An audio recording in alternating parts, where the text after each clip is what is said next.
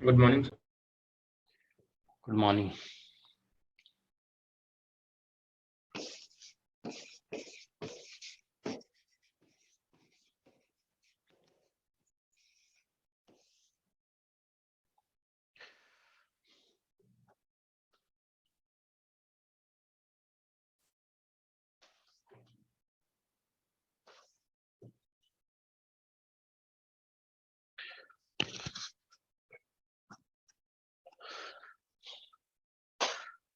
Okay, तो हम लोग आज से before I start, okay, we would like to first discuss about class timings. Okay, आप लोग पहले हमें ये बताइए, देखिए सिलेबस नेट का बहुत ज़्यादा है, ठीक है। अगर क्लासेस ज़्यादा नहीं लगेगी ना तो फिर आप लोगों का सिलेबस भी कंप्लीट नहीं हो पाएगा। तो इसीलिए हम लोग कुछ क्लासेस अब आप लोगों का हम डे टाइम में मतलब लगाएंगे। जैसे अभी मॉर्निंग और इवनिंग लग रही थी ना क्लासेस, कुछ क्लासेस, क्योंकि देखिए कुछ स्टूडेंट ऑब्वियसली जॉब में होंगे या कुछ कॉलेजेस यूनिवर्सिटी जा रहे होंगे, लेकिन नेट का सिलेबस भी तो कंप्लीट कराना है। तो आप लोग को somehow मैनेज करना पड़ेगा, जो लोग अगर अटेंड नहीं कर सकते हैं। बट मेनली फोकस उन लोग पे होगा जो मतलब एमएससी कर चुके हैं, they are only preparing for NET exam. तो मेन फोकस तो उन्हीं पे होगा ना, ये उनका सिलेबस टाइम से हो जाए। हो सकता है कि जो लोग जॉब में हैं वो लोग तो एक साल के वो सोच सकते हैं कि जॉब चल रही है हमारी, हम अपना आराम से प्रिपरेशन भी पैरेलली करते रहेंगे, ठीक है।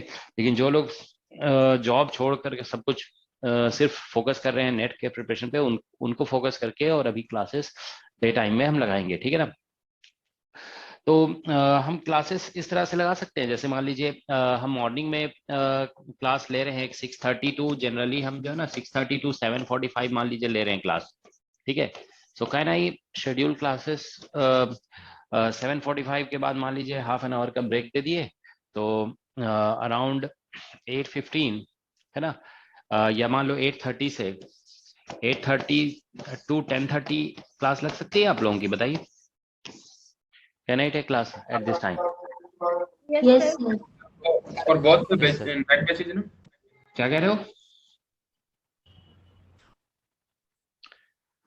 बताइए, क्या बोल रहे हैं? ठीक है, यस। तो 8:30 टू 10:30 हम एक टाइम आप लोगों का फिक्स कर रहे हैं, ठीक है ना, जिसमें हम लोग ईएमटी डिस्कस करेंगे, ठीक है ना। और क्वांटम जानते हो, अभी जैसे कि आप लोग को एसटीआर पढ़ाया गया था ना, तो हम कल क्वांटम की क्लास लगाए थे। कल तो मतलब बहुत टेक्निकल इशू भी आ रहा था, इसलिए कल क्लास हो नहीं पाई थी, ठीक है। पता नहीं हमारा जो सॉफ्टवेयर प्रोवाइडर है उसने कुछ सिस्टम में चेंज कर दिया है, ठीक है ना। तो कई इश्यूज फेस कर रहे हैं हम लोग भी, मतलब हमारा जो बैकएंड का सॉफ्टवेयर है जिससे हम लोग लॉगिन वगैरह करते हैं और क्लास चलाते हैं, उसमें भी प्रॉब्लम हो रही है, ठीक है। तो देखिए ये क्लास ईएमटी की आप लोग की चलेगी। इसमें देखिए क्वांटम का क्लास जो है ना, हम दो दिन के बाद सर स्टार्ट करें। ईएमटी की क्लास 9 से कर दीजिए। सर 9 से कर ईएमटी लें। की, सर अगर सुबह हो सकता है क्या ईएमटी का क्लास, लाइक 6:30 टू 7:45 पे, और दोपहर में आप कोई और क्लास ले लीजिए अगर 8:30 to 10:30 possible, please. Yes sir, yes sir. नहीं यस सर। देखिए, सर बात ये है ना कि देखिए ये जो है ना, हम ईएमटी थोड़ा आप लोगों को, ईएमटी मतलब समझ लो कि मतलब सबसे ज्यादा टाइम कंज्यूमिंग टॉपिक है, ठीक है। 8:30 टू तो 10:30 रख लीजिए उसको, चाहे हाँ, तो पढ़ा। नहीं जानते हो, देखो हम बता रहे हैं आपको, EMT is the most time consuming topic, okay. तो हम इसको जो है ना, देखो हम पिछले कई सालों से पढ़ा रहे हैं, लेकिन जानते हो देखो हम थोड़ा सा स्ट्रैटेजी चेंज कर रहे हैं पढ़ाने का। ये हम आपको जो है ना, मतलब जनरली पहले हम पढ़ाते थे इसको अराउंड 120 आवर्स, ठीक है ना। हम 120 आवर्स पहले पढ़ाते थे इसे, ठीक है ना। हम इस बार जो है ना इतना ज्यादा नहीं पढ़ाएंगे आप लोगों को, मगर क्वेश्चंस वगैरह सब कुछ उतना ही कराएंगे, ठीक है। हम थोड़ा स्ट्रैटेजी चेंज करेंगे। जानते हो क्या होता है, कभी कभी 120 से जानते हो ये मतलब 140 तक चला जाता है। 140 का मतलब जानते हो 2 आवर्स की क्लास का मतलब 70 आवर्स, 70 क्लासेस। 70 क्लासेस अगर हम लगाते हैं ईएमटी में, ठीक है ना, तो मतलब कम से कम आपका 2 महीना 2.5 महीना डेली क्लास चलेगा ना। और कई बार ऐसा होता है कि किसी दिन क्लास नहीं होती है, तो मतलब समझ लीजिए कि 3 मंथ्स तक तो ये ईएमटी ही चलता रह जाएगा लगातार, ठीक है। तो आप बताइए कि ऐसा आप करना चाहोगे कि 3 मंथ्स तक लगातार ईएमटी पढ़िए आप? Would you like to do this? ज्यादा लेंथी हो जाएगा सर, ज्यादा टाइम चला जाएगा ये हाँ, मीटिंग। तो जानते हो मतलब बाकी सब जनरली जानते हो मतलब हमेशा ऐसा ही होता है। जनरली ऑफलाइन क्लासेस भी चलती थी ना, तो ईएमटी को मतलब अच्छे से डिटेल में पढ़ाने के चक्कर में जानते हो बहुत ज्यादा इसमें टाइम वेस्ट हो जाता था। तो हमने इस बार सोचा है, क्योंकि देखो आप ऐसे सोचिए ना कि 140 आवर्स हम 2-2 घंटे क्लास लगाते हैं, तो हमें 70 क्लासेस चाहिए। 70 क्लासेस हम एवरी डे, ऐसा तो होता नहीं है कि एवरी डे क्लास लग जाती, कई बार ऐसा होता है कि क्लास नहीं हुई किसी दिन। तो इससे जो है ना 3 मंथ्स आप मान के चलिए कि ऐसा होगा। अभी मार्च अप्रैल मई एंड तक चलेगा ईएमटी। तो ये स्ट्रैटेजी ठीक नहीं है। तो आज की क्लास में हम थोड़ी देर पहले नेट के पॉइंट व्यू से स्ट्रैटेजी डिस्कस कर रहे हैं, उसके बाद स्टार्ट करेंगे क्लास, ठीक है ना। तो देखिए हम इसीलिए हमने सोचा है ना कि ये जो 70 आवर्स की क्लास होती है ना, इसको शॉर्ट किया जाए। अब देखते हैं कितना शॉर्ट हो सकता है, ठीक है ना। So we would like to shorten it.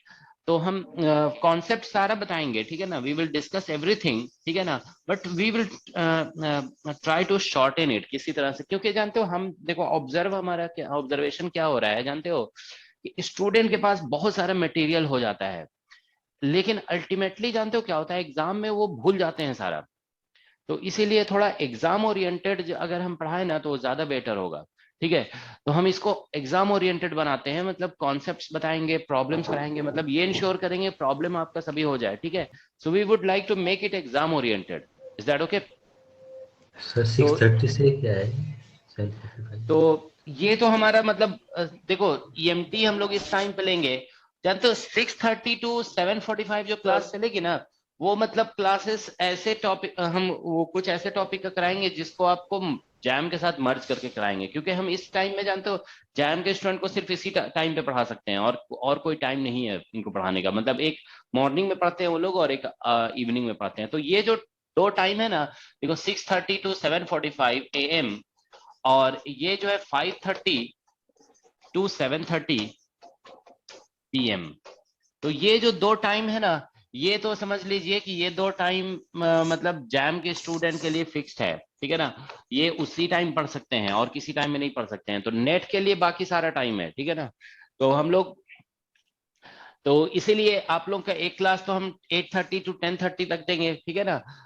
तो इस ये जो 2 स्लॉट है ना, इसमें देखो हमने क्या सोचा, अभी जैसे रिलेटिविटी आप लोग को जैम के साथ मिक्स करके पढ़ा दिया गया कि दोनों में कॉमन टॉपिक है। उसमें कई क्वेश्चन ऐसे होते हैं जो जैम में पूछे गए, नेट में नहीं पूछा गया, तो आप लोग को थोड़ा फायदा भी हो जाता है, ठीक है ना। तो हम अभी जो है ना कल के बाद मतलब आज मैट्रिसेस है, हो सकता है कल से या परसों से जो है ना, हम इस स्लॉट में आप लोग का क्वांटम स्टार्ट करेंगे, ठीक है ना। तो इसमें क्वांटम देखिए स्टार्ट होगा तो लगभग जो है ना 15 लेक्चर्स जैम के साथ चलेगा आप लोगों का, ठीक है ना। 15 लेक्चर्स विथ जैम। तो बेसिक थोड़ा स्लो भी पढ़ाएंगे, इसमें बेसिक लेक्चर्स आपके हो जाएंगे 15 to 20, मान लो बहुत ज्यादा होगा तो, ठीक है ना। तो इसमें जो है ना आपका मतलब अप टू 3D पोटेंशियल तक तो उन लोग का है, ठीक है। तो वहां तक आप लोग पढ़ लेंगे साथ में, ठीक है। उसके बाद जैसे स्फेरिकली सिमेट्रिक पोटेंशियल वगैरह जब हम लोग पढ़ेंगे, तो ये फिर हम आपको अलग कर देंगे। और जैसे हम लोग एक क्लास ले रहे थे ना 3 to 5, ठीक है। तो ये 15 दिन जो है ना आप लोग का इनके साथ क्वांटम चलेगा। फिर उसके बाद आप लोगों का लगभग 15 लेक्चर साथ में चलेगा। उसके बाद लगभग क्वांटम में 60 या थोड़ा सा उससे कम मान लीजिए 55 लेक्चर्स अगर हम लोग लगाते हैं 50 लेक्चर्स, तो 50 लेक्चर्स भी लगाते हैं ना, तो लगभग जो है इसके बाद कितना लेक्चर बचेगा 35, ठीक है ना। ठीक है, तो नहीं, हाँ ठीक है, 35 लेक्चर्स लगाएंगे तो 50 लेक्चर्स हो जाएगा। तो 35 लेक्चर्स जो है ना उसके बाद हम लोग क्या बोलते हैं आप लोग का सेपरेट कराएंगे, ठीक है। और वो हम बेसिकली इस टाइम पे करा देंगे, क्या बोलते हैं जो 3 to 5 हमारा टाइम था ना, 3 to 5। तो बेसिकली यही है कि जो बेसिक है ना क्वांटम मैकेनिक्स का, वो हम क्योंकि उनको भी वही चीज पढ़ानी है हमें, ठीक है ना, तो हम दोनों को मिक्स करके पढ़ा देंगे। और वो कल परसों से हम स्टार्ट करेंगे ये क्या बोलते हैं जैम के साथ आप लोगों का। और फिर रिमेनिंग जो एडवांस टॉपिक है क्वांटम का, वो आप लोग को अलग पढ़ा देंगे, ठीक है। तो ये हमारी प्लानिंग है, ठीक है ना। तो सर EMT 9 से कर दीजिए। 9 से कर दें। EMT जो है 8 Yes, sir. to 10 कर दीजिए सर। कौन सा टाइम? नहीं 8 सर, to 8 10 से सर। 10 नहीं होगा, 9 से कर दीजिए। देखिए सर मुझे प्रॉब्लम हो जाएगी। देखिए क्या होता है कि हर स्टूडेंट अपना, देखो क्या होता है कि सब लोग अपने बारे में मत सोचा करो इतना, ठीक है। थोड़ा ओवरऑल सबके लिए देखना पड़ेगा ना, ठीक है। सर 9 कर दीजिए। 8:30 से सर 6 एक्चुअल में ठीक है। सभी का 10 to 4 कॉलेज होता है, तो कॉलेज वालों को प्रॉब्लम हो जाएगी सर। नहीं तो कॉलेज देखिए आप लोग तो बहुत स्टूडेंट तो ऐसे है ना कि जो मतलब क्लास क्या बोलते हैं सब कुछ छोड़ करके कोचिंग अटेंड कर रहे हैं, उनको तो यस नेट का सर। आप लोग तो अपना Yes, कॉलेज करते रहोगे, yes, फिर क्या ma'am. बोलते हैं बाद में फिर आप क्या हम बोलते तो हैं फिर एक साल प्रिपेयर कर लोगे, ठीक है ना। आप जो लोग Yes, सब sir. कुछ करके कर रहे हैं प्रिपेयर उन पे भी तो ध्यान देना पड़ेगा, ठीक है। तो कॉलेज है तो जो लोग कॉलेज है उनका कॉलेज के बाद फिर अटेंड कर सकते हो, ठीक है। की वाली क्लासेस तो फिर चाहे 2 आवर्स की जगह 2.5 आवर्स कर सकते हो मॉर्निंग में, क्योंकि मॉर्निंग में हमारी क्योंकि अभी तो है ना आप वेक्टर वाली क्लासेस ले रहे हो, अभी तो 6:30 से 7:45 वेक्टर वाली क्लासेस चल रही हाँ है। हाँ तो सर अभी तो दिसंबर ये वाला हाँ तो ये जो है ना देखो वही हम बता रहे थे कि 6:30 to 7:45 ये इसमें हम आप लोगों का वेक्टर का क्लास ले लेंगे, ठीक है ना। ये बैच 2 का चलेगा वेक्टर, और मतलब एमपी कह सकते हो, ये एमपी चलेगा बैच 2 का, एमपी बैच 2 का, ठीक है ना। तो ये चल रहा है, ठीक है ना। और इस टाइम पे आप लोग का क्वांटम चलेगा, समझ लीजिए ये क्वांटम की क्लास हो गई, ठीक है ना। और अब हम देखिए एक मिनट, हम पहले आपको एक मिनट देखो हम आपको टाइम बताते हैं कि आप लोग के पास हमारे पास टाइम क्या क्या है आपके लिए, ठीक है ना। मतलब नेट के लिए अब और ये 2 टाइम तो फिक्स हो गया है। देखिए ये अभी जो है ना इसमें अभी हम एमपी पढ़ाएंगे बैच 2 को, ठीक है ना, इसी टाइम पे, ठीक है। अब उसके बाद जो है क्वांटम का ये टाइम फिक्स हो गया है, ठीक है ना। क्वांटम अब हमारे पास टाइम जो है ना देखिए इस तरह से है कि मान लीजिए हम 7:30 में, ये वाला 7:45 में एंड होता है, तो थोड़ा सा गैप तो देना ही पड़ेगा। तो 8 मान लीजिए हम 8:30 से स्टार्ट करते हैं, तो हमारे पास टाइम ये अवेलेबल टाइम ये है, ठीक है ना। देखिए दीज आर अवेलेबल स्लॉट, ठीक है। एक तो है जैसे 8:30 से 10:30, ठीक है। दूसरा है हमारा फिर 10:30 लिख सकते हैं, ठीक है ना। मतलब इसको आगे पीछे कर सकते हैं, 9 से कर दें 10 या फिर लेकिन सूटेबल टाइम यही है। फिर मान लीजिए 10:30 है तो उसके बाद फिर हम 11 से 11 to 1 कर दें, ठीक है ना, 1। फिर 1 के बाद थोड़ी देर के बाद जो है ना मान लीजिए इसमें थोड़ा गैप दे दें ज्यादा 1 घंटे का, क्योंकि ये हमारा जनरली लंच वंच का टाइम होता है, ठीक है ना। तो 2 to 4 हमारे पास टाइम है, ठीक है ना, 2 to 4। इस तरह से मतलब ये तीन ये ड्यूरेशन मतलब आप ये कह सकते हो कि देखो 8:32, ठीक है ना, आपके पास 5 तक का टाइम है। 8:30 to 5 आप बताइए इसमें ये अवेलेबल टाइम है, ठीक है। तो 8:30 to 5 आप कितनी क्लासेस लगवाना चाहते हैं और कब कब लगवाना चाहते हैं? दो लगा दीजिए 8:30 to 5 में। सर, दो लगा दीजिए, 2 क्लासेस लगा एक दीजिए। मॉर्निंग में, एक 2 से 4 तक की एक लगा दीजिए, एक मॉर्निंग में एक लगा दीजिए। मॉर्निंग में जरा सर ये 8:30 वाली है। सही है क्लास। नहीं सर सर 11 से 4 में नहीं तो electronics का अभी तो देंगे एक क्लास जितना मर्जी लग ले रही लीजिए थी ना, 3 to 5 एक क्लास लग रही थी ना हमारी। Yes sir. हाँ सर 3 to 5 को रखिए, और एक सर ये तो 8:30 to 10:30 को 8:30 to 11 कर सकते हैं सर अपन। देखो जानते हो कुछ लोग अभी बोल रहे थे ना इलेक्ट्रॉनिक्स वाले सर के साथ एक प्रॉब्लम है। वो जानते हो प्रॉब्लम ये है ना कि वो सिर्फ और सिर्फ क्लास ले सकते हैं इवनिंग में 5:30 से, और कोई टाइम पे क्लास नहीं ले सकते हैं। वो ठीक है। तो इसीलिए जानते हो अभी मतलब जैसे क्वांटम की क्लास चलेगी ना, तो बीच बीच में किसी दिन इलेक्ट्रॉनिक्स की क्लास भी उस टाइम पे ही होगी 5:30, क्योंकि इलेक्ट्रॉनिक्स वाले सर कहीं दूर से आते हैं पढ़ाने के लिए। तो 5:30 को छोड़कर और कोई टाइम पे वो नहीं पढ़ा सकते हैं, ठीक है। तो देखिए यहाँ पे 8:30 to 5 में जो है ना आप अगर हम 2 क्लासेस इसमें और लगा देते हैं आप लोगों की, ठीक है ना। तो एक क्लास हम 3, क्योंकि 5 पे है ये क्लास, उससे पहले एक क्लास लगा देते हैं, क्या बोलते हैं, सॉरी 5:30 से है ना, तो 3 to 5 एक क्लास रख देते हैं। सर ये तो चल ही रही है। यस सर ये तो सही है। ये तो चल ही रही 3 है। to 5 and 8:30. सर 8:30 to 8:10 11 पहली वाली क्लास। क्योंकि सर ईएमसी थोड़ी बड़ी भी है, तो 2.5 आवर्स की होगी, तो सर थोड़ा बेटर भी रहेगा कि रेगुलरिटी में उसको अभी ठीक है। हाँ सर। तो एक हम 3 to 5 आप लोगों का क्लास रखते हैं, और एक मॉर्निंग में कितने बजे रख दें? 8:30 to 11 हाँ 10:30 या 11 जो है, जो भी है, ठीक है ना, 11 या 10:30 जो भी है, ठीक है ना, 11 AM। तो इस टाइम पे क्लास रख देते हैं, ठीक है ना। या अगर आप इसको आप इधर भी शिफ्ट कराना चाहते हो तो इधर भी हो सकता है। जैसे मान लीजिए 8:30 ना रख करके अगर मान लो हम आफ्टरनून में करना चाहते हैं तो भी कर सकते हैं। जैसे ये 3:30 है ना, सॉरी 3 से है, तो हम ऐसे कर सकते हैं, मान लीजिए कर दें हम क्या बोलते हैं 1 to या 12:30 से हम 3:30 कर सकते हैं, 2:30, ऐसा भी कर सकते हैं, मतलब एक क्लास ऐसा भी हो सकता है 12:30 से हम, ठीक है ना, ये सर, देखिए सर एक मॉर्निंग में वो लगा मॉर्निंग के में ही दो रखिए। क्लासेस हो जाएंगी ना, हो जाएगा कि सर सुबह 8:30 वाला ही सही है। गैप हो गया, फिर 2 क्लासेस ले ली। तो सुबह 2 क्लासेस, ठीक है। शाम को 2 क्लासेस, ऐसे हो जाएगा। चलो ठीक है, तो हम ऐसा ही कर लेते हैं, ठीक है पूरा ना। टाइम मिल जाएगा सर क्वेश्चन आंसर करने का, शीट्स वगैरह करने का और ये प्रॉब्लम्स करने का। ठीक है, तो देखिए हमारा जो है ना इसी तरह से नेट के लिए जो क्लासेस रहेगी आप लोगों की, ठीक है ना, वो अभी बस कुछ दिन के लिए ऐसा होगा, ठीक है, फिर हम नहीं, मतलब ऐसा रहेगा, एक क्लास तो मॉर्निंग में अभी जैसे बैच 2 का लग रहा है ना, बैच 2 का कुछ टॉपिक कंप्लीट हो जाएगा ना, एमपी का जो मतलब बेसिक टॉपिक है, कम से कम 2 टॉपिक कम से कम हम कराएंगे अभी पहले उन लोग को, फिर बाद में रिमेनिंग टॉपिक करा देंगे। जैसे अभी जो है ना वेक्टर हम करा देंगे, क्योंकि वेक्टर का यूज एमटी में होता है, तो इसलिए वेक्टर पहले करा देते हैं इन लोग को, ठीक है। और दूसरा हम कराएंगे इन लोगों को क्या बोलते हैं, डिफरेंशियल इक्वेशन।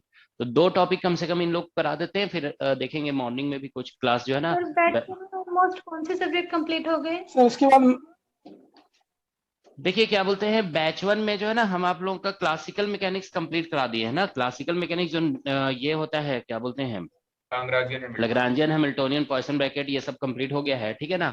एसएसपी करा दिया गया है, लेकिन एसएसपी का बहुत सारा कॉन्सेप्ट जानते हो, हम आपको अभी मतलब क्वांटम वगैरह में फिर से बताएंगे, थोड़ा अच्छे से रिवीजन हो जाएगा, ठीक है ना। तो एसएसपी करा दिया गया है, और फिर एमपी का बहुत सारा टॉपिक कंप्लीट हो गया है इनका।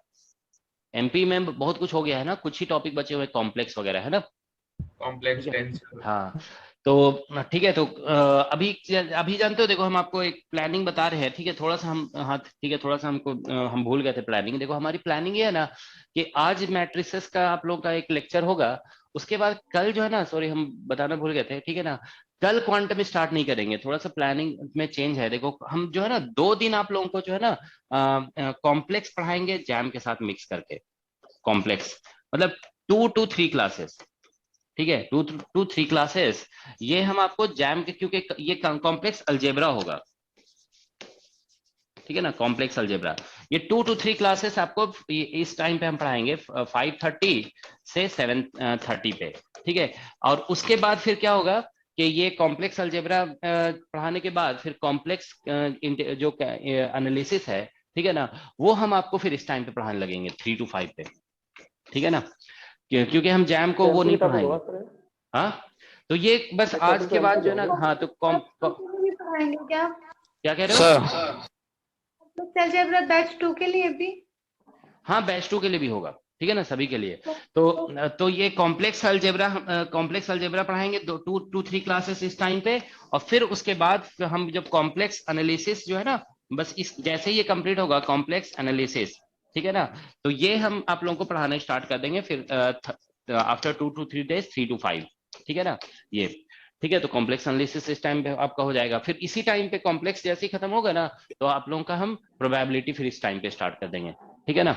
फिर उसके बाद ये जितने भी है टेंसर वगैरह सब इसी टाइम पे चलेगा, ठीक है। तो एमपी फिर इस टाइम पे खत्म हो जाएगा, जैसे ही एमपी खत्म हो जाएगा ना, फिर हम लोग कोई दूसरा यूनिट एटॉमिक फिजिक्स वगैरह स्टार्ट कर देंगे, उस टाइम क्वांटम भी थोड़ा आगे बढ़ जाएगा, ठीक है ना। तो ये प्लानिंग है, okay. Sir problem discussing class भी मतलब मंचा जब मत लिया कि मतलब ओनली इसकी फिक्स कर दे, बीच में एक दिन तो मंडे वाले दिन तो उस दिन टेस्ट भी रहता है, क्योंकि उससे थ्योरी की क्लास भी डिस्टर्ब हो जाती है, मतलब मंचा जब डिस्कशन वाली क्लास होती है ना प्रॉब्लम की, तो मंडे वाले दिन रखें टेस्ट वाले दिन, तो उसको टेस्ट का भी वो रिवीजन हो जाए करेगा जो प्रॉब्लम वाली। चलो ठीक है, रख दिया करेंगे, मंडे ही रख दिया करेंगे मॉर्निंग में, है ना। सर अगर टेस्ट बाद में दे सकते हैं फिर?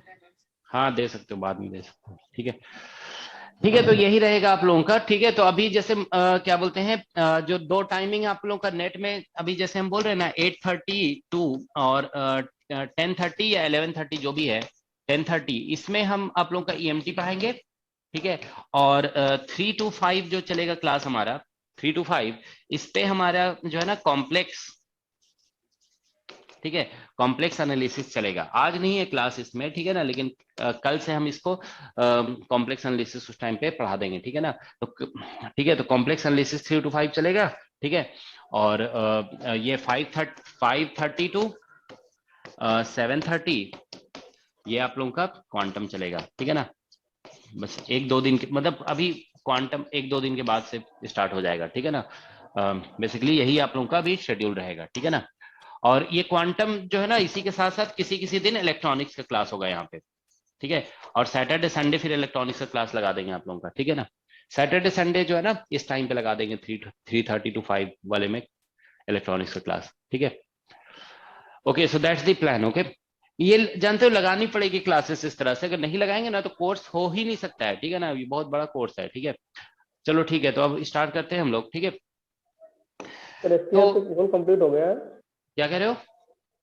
एसटीआर तो कंप्लीट हो गया सर। हाँ, एसटीआर हो गया आप लोगों का, ठीक है ना। ओके, तो देखिए क्या है कि आप लोगों का जो है ना जो टॉपिक मेनली बचा हुआ है ना, सॉरी क्लासिकल मैकेनिक्स में जो टॉपिक बचा हुआ है बैच 1 का, ठीक है ना, वो बेसिकली न्यूटोनियन मैकेनिक्स है। तो न्यूटोनियन मैकेनिक्स मतलब समझ रहे हो ना, वो बेसिकली वो ऐसा टॉपिक है ना, मतलब जो आप 11th 12th में पढ़े हो, 11th 12th वाला टॉपिक है, ठीक है ना, 11th 12th का, ठीक है। तो वो टॉपिक बस 11th 12th का जो टॉपिक होता है ना मैकेनिक्स का, वो बैच 1 के लिए बचा हुआ है। तो वो हम आप लोग को जैम के साथ ही बोले थे कि मिक्स करके पढ़ा देंगे, ठीक है ना। All right. सर उसमें कि नाइजर्स थ्योरम वगैरह लगेंगे, वो इम्पोर्टेंट आती है क्या एग्जाम? अरे नोएडस थ्योरम पढ़ना नहीं है, वो हम बताए नहीं थे आप लोग को जब कंजर्वेशन लॉ पढ़ा रहे थे, तो उस टाइम बोले थे ना कि symmetry corresponding to every symmetry there is a conserved quantity. ये बात कर रहे थे कि नहीं कर रहे थे? तो उसी को तो नोएडस थ्योरम कहते हैं। नोएडस थ्योरम का मतलब ही यही है कि when there is symmetry there is conserved quantity. जैसे हम लोग बोलते हैं रोटेशनल सिमेट्री है, रोटेशनल सिमेट्री है तो एनर्जी कंजर्व्ड है, ठीक है ना। सॉरी, रोटेशनल सिमेट्री है तो एंगुलर मोमेंटम कंजर्व्ड है, अगर ट्रांसलेशनल सिमेट्री है तो मोमेंटम कंजर्व्ड है। So there corresponding to each symmetry there is a conserved quantity, वही नोएडस थ्योरम है, ठीक है ना। तो नोएडस थ्योरम जो उसमें लिखा हो, कब तक करेगा? क्या कह रहे हो? कोर्स का वैलिडिटी कब तक रहेगा? कोर्स का वैलिडिटी रहेगा आप लोग का, मतलब अभी जैसे दिसंबर, मतलब कम से कम गेट का एग्जाम तक तो रहेगा ही, ठीक है ना, जो गेट अभी कमिंग। मेरे को ये सब रिकॉर्डेड ही अटेंड करना पड़ेगा, लाइव अटेंड नहीं कर पाऊंगा। हाँ, गेट का एग्जाम तक रहेगा। गेट फरवरी में होता है ना, फरवरी तक तो रहेगा ही मेन, ठीक है।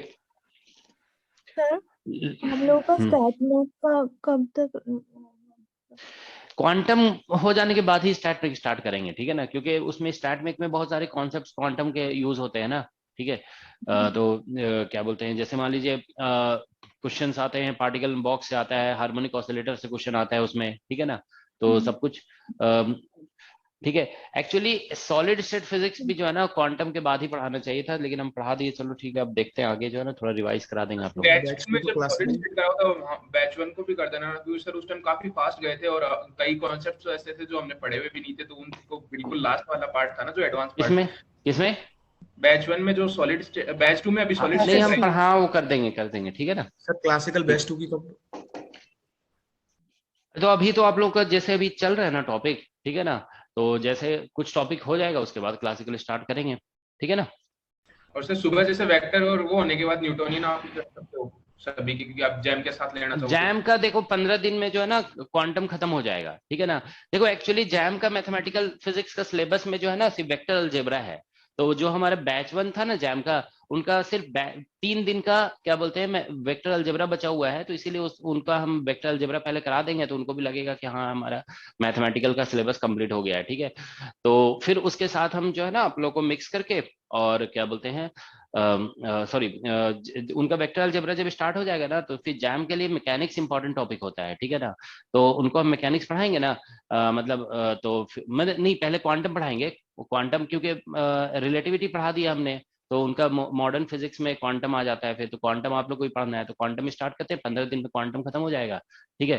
तो फिर क्या बोलते हैं 15 दिन के बाद फिर हम न्यूटन मैकेनिक्स स्टार्ट कर देंगे। तो न्यूटन मैकेनिक्स सबके लिए हो जाएगा, बैच 1 बैच 2 सभी के लिए न्यूटन मैकेनिक्स हो जाएगा। तो समझ लीजिए इसमें थोड़ा सा मतलब एक बैच के लिए उल्टा हो रहा है, जैसे हम बैच 1 में पहले पढ़ाए लैग्रेंजियन हैमिल्टोनियन और बाद में पढ़ाएंगे न्यूटोनियन, और बैच 2 में ऐसा हो जाएगा कि पहले न्यूटोनियन पढ़ा देंगे और उसके बाद आप पढ़ोगे लैग्रेंजियन हैमिल्टोनियन, ठीक है। नहीं, ये सजेस्ट कर रहे थे सर, ओनली सजेशन कि जैसे अभी ये वेक्टर खत्म होने के बाद तो सुबह वाला स्लॉट तो ओपन रहेगा ही ना आपके पास, जिसमें वेक्टर के बाद इन लोगों को पहले डिफरेंशियल इक्वेशन पढ़ाएंगे बैच 2 को, ठीक है ना, क्योंकि इन लोग को जानते हो फिर समझ में नहीं आएगा ना। न्यूटोनियन मैकेनिक्स में जानते हो डिफरेंशियल इक्वेशन का बहुत यूज है। अगर न्यूटन आप डिफरेंशियल इक्वेशन नहीं जानते हो ना, तो न्यूटन मैकेनिक्स नहीं आप कर सकते हैं। तो हाँ उस टाइम फिर बस न्यूटन मैकेनिक्स इन लोगों को पढ़ाते, उसके बाद फिर उसमें फिर कॉमन टॉपिक चलेगा, तो उसमें हम सोच रहे हैं थर्मोडायनेमिक्स से स्टार्ट करने का, ठीक है ना। तो 10-15 दिन के बाद जो है ना मतलब जो मॉर्निंग वाला स्लॉट है उसमें हम थर्मोस्टैट से स्टार्ट करेंगे, ठीक है। कॉमन टॉपिक होगा फॉर ऑल, ओके, ठीक है। ठीक है, तो इलेक्ट्रोमैग्नेटिक थ्योरी, देखो ये जानते हो मोस्ट ऑफ द स्टूडेंट्स इस टॉपिक को मतलब लाइक नहीं करते हैं, ठीक है ना, क्योंकि एग्जाम में जानते हो बहुत बड़ा ये कंटेंट हो जाता है और स्टूडेंट इसे भूल जाते हैं, ठीक है ना। तो इसीलिए क्या कहते हैं, और इस जनरली स्टूडेंट के बीच में परसेप्शन ये है कि इससे क्वेश्चन सॉल्व नहीं होते हैं, लेकिन जो लोग समझते हैं ना इस टॉपिक को वो लोग जरूर करते हैं। जैसे पर्सनली मुझे भी ईएमटी मतलब काफी मतलब सिंपल लगता है अदर टॉपिक के कंपैरिजन में। ईएमटी जो है के क्वेश्चन इजीली किए जा सकते हैं, ऐसा मुझे भी फील होता है, ठीक है। लेकिन क्वेश्चन जो एग्जाम में आ रहे हैं ना ईएमटी से वो बहुत एब्रप्ट आने लगे हैं, ठीक है। जैसे इस बार जो क्वेश्चन आया गेट एग्जाम में, आप देखोगे 2 कैपेसिटर है, कैपेसिटर के प्लेट को ऐसे मूव कराया जा रहा है, तो कितना वर्क डन करना पड़ रहा है। इस तरह के क्वेश्चन जो पूछे जा रहे हैं, पूछा गया गेट एग्जाम में, ऐसा क्वेश्चन पहले नहीं आता था, ठीक है। ये मतलब काफी लॉजिकल टाइप का क्वेश्चन है, ठीक है ना, मतलब some thinking is required, some concept is required, okay. मतलब इस तरह के क्वेश्चन जानते हो आईआईटी जेई में पूछा जाता था पहले, ठीक है। आईआईटी जेई टाइप का क्वेश्चन है ये, ठीक है। तो इसीलिए अब नेट में भी जो क्वेश्चन आया है, ओके, वो भी मतलब बहुत स्ट्रेट फॉरवर्ड क्वेश्चन नहीं है, स्लाइटली मतलब ट्विस्टेड क्वेश्चन है। तो इसीलिए बहुत बिग कंटेंट है इसका, तो हम लोग इसको मतलब इस तरह से हम प्लान कर रहे हैं कि I will introduce theory in short, okay.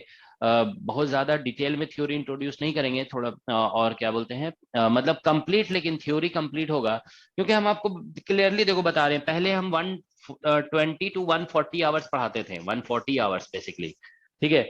और इससे काफी टाइम वेस्ट हो जाता था, तो इसको हम शॉर्ट करेंगे। अब देखते हैं कितना शॉर्ट होता है ये, ठीक है। Alright, so let us start the topic. तो ईएमटी में सबसे पहले देखिए हम बुक्स आपको बता देते हैं, ठीक है ना। बुक्स ईएमटी की एक बुक आती है इंडियन ऑथर की, फर्स्ट वासुदेव एंड घोष। अभी स्टूडेंट बता रहे थे कि ये ऑनलाइन अवेलेबल हो गया है, वासुदेव घोष की बुक आती है, आप इसको परचेस कर सकते हो, ठीक है ना। ठीक है, दिस इज ये बीएससी प्लस एमएससी लेवल का मतलब ऑलमोस्ट ऑल टॉपिक्स कवर करता है, ठीक है ना, इट कवर्स ऑल टॉपिक्स। तो इसलिए ये जो है ना आप डेफिनेटली यूज कर सकते हैं, ठीक है। अभी ऑनलाइन अवेलेबल है, शायद आप लेना चाहते हैं तो ले सकते हैं, ठीक है ना। दूसरी जो बुक है ना वो बेसिक बुक आपको रखनी पड़ेगी, दैट इज एससीवी, ठीक है। एससी वर्मा का जो वॉल्यूम 2 है, ठीक है ना, वॉल्यूम 2। देखो आपको एग्जाम क्लियर करने से मतलब है, ये नहीं कि हम आपको बता दें कि आप जैक्सन पढ़ लीजिए, जेडी जैक्सन की भी बुक आती है इसमें, तो जैक्सन हम बोल देंगे तो उससे कुछ फायदा नहीं होगा, ठीक है। जो हकीकत है उसी चीज को मतलब एक्सेप्ट करना चाहिए। देखिए नेट एग्जाम में जो क्वेश्चन आता है ना वो मतलब इस लेवल का भी आता है और इस लेवल का भी आता है। अब 2020 नवंबर में जो एग्जाम हुआ था उसमें आप क्वेश्चन देखिए तो एससीबी में सॉल्व्ड प्रॉब्लम है, सॉल्व प्रॉब्लम है, वो क्वेश्चन पूछा गया था। उसमें आप देखोगे एक क्वेश्चन था, कैपेसिटर का क्वेश्चन पूछा गया था ऐसा कि कैपेसिटर को वाटर में डिप कर दे रहे हैं तो वाटर लेवल कितना राइज करेगा, okay. This question is solved in SC Verma book, okay, और वो इसमें पूछा गया है। तो मतलब many questions from SC Verma book has been asked in NET exam, okay. तो इसीलिए इसको तो जरूर पढ़ोगे आप, ठीक है। बहुत सारे ऐसे प्रॉब्लम्स हैं, जैसे आपको एक दूसरा एग्जांपल दे रहे हैं, ठीक है ना। जैसे देखो ये इससे जो क्वेश्चन आया नेट एग्जाम में वो एक हम जैसे ऐसे बता रहे हैं कि वाटर है। अब वाटर में जो है ना कैपेसिटर को ऐसे डाल दिया गया, ठीक है ना, ये कैपेसिटर का प्लेट है, तो इधर वाटर लेवल इतना ही है, ठीक है ना, ये वाटर लेवल इधर इतना है, लेकिन इसमें थोड़ा ऊपर तक चला जाएगा वाटर लेवल थोड़ा राइज कर जाएगा ऐसे, ठीक है ना। मतलब इधर इतना ही रहेगा लेकिन ऊपर इसमें राइज कर जाएगा। तो यही पूछा गया था कि कितना राइज करेगा between the plates, water level कितना ऊपर चला जाएगा, ठीक है ना। दैट वाज द क्वेश्चन, ठीक है। ये आप देखो तो एससी वर्मा में सॉल्व किया हुआ है, ठीक है, it is solve problem of SCV, ठीक है। तो ये पूछा गया। फिर इसी देखो हम दूसरा एग्जांपल दे रहे हैं कि जैसे ऐसे क्वेश्चंस पूछे गए हैं कि मान लो एक हेक्सागन है, ठीक है ना, सॉरी पॉलीगन है ऐसे करके, ठीक है ना, और इसमें करंट ऐसे फ्लो कर रहा है करंट, तो इसके सेंटर पे मैग्नेटिक फील्ड निकालना है, ठीक है ना। ये कोई पॉलीगन है, दिस इज हेक्सागन नहीं पॉलीगन, ठीक है, ऑफ एन साइड्स। तो अब इसके सेंटर पे मैग्नेटिक फील्ड कितना होगा, ये क्वेश्चन पूछा गया, ठीक है ना। तो देखिए ऐसे क्वेश्चन जो पूछे जा रहे हैं, ठीक है ना, ये सभी आपको ग्रिफिथ वगैरह की बुक में नहीं मिलेंगे, ये इसी में मिलते हैं, ठीक है ना। तो इसको भी थोड़ा पढ़ना होगा, लेकिन ये इस पे ज्यादा फोकस करोगे। Third book I am writing, ठीक है, एक मिनट। तो थर्ड बुक जो है ना आपका, अगर आप पढ़ना चाहते हैं तो ग्रिफिथ पढ़ सकते हैं, ठीक है ना। तो ये ग्रिफिथ ये हम मतलब बेसिकली थर्ड चॉइस ही है, थर्ड चॉइस आपके लिए बोला जा रहा है, मतलब ये आप पढ़ो या नहीं पढ़ो उतना मैटर नहीं करेगा, ये आप 2 पढ़ लेंगे ना तो मतलब सफिशिएंट नॉलेज आपको हो जाएगा, ठीक है ना। इसके लैंग्वेज भी थोड़ा टफ होते हैं ना, ठीक है, ठीक है। लेकिन ग्रिफिथ की बुक इसलिए देख लेना चाहिए ना कि कभी कभी क्वेश्चन उसके एज इट इज भी आ जाते हैं एग्जाम में। जो क्वेश्चन दिया हुआ है ना, जैसे एक क्वेश्चन आप देखोगे नेट एग्जाम में 2 बार पूछा गया है, ग्रिफिथ की बुक में एक फिगर बना हुआ है, उसमें ऐसा दिया हुआ है कि डिस्क है, आप लोगों ने शायद देखा होगा कि डिस्क है और डिस्क ऐसे रोटेट कर रहा है, ठीक है ना, विथ एंगुलर स्पीड ओमेगा, और इस साइड एक मैग्नेटिक फील्ड है, ठीक है, मैग्नेटिक फील्ड। तो इसके सेंटर और इसके पेरिफेरी के बीच में पोटेंशियल डिफरेंस कितना होगा because of this magnetic field, okay, कितना। ये क्वेश्चन नेट एग्जाम में 2 बार पूछा गया। तो क्वेश्चन जानते हो 2 बार क्यों पूछा गया? इसका मेन रीजन यही है कि ये फिगर जो है ना ग्रिफिथ की बुक में दिया हुआ है, अगर ये फिगर ग्रिफिथ की बुक फिगर ही दिया हुआ है ग्रिफिथ की बुक में, अगर ये फिगर नहीं दिया होता ना ग्रिफिथ की बुक में तो ये क्वेश्चन 2 बार नेट एग्जाम में नहीं आता, ठीक है। ये क्वेश्चन 2 बार नेट में आया, 2 बार TFR में भी आया है, ठीक है ना।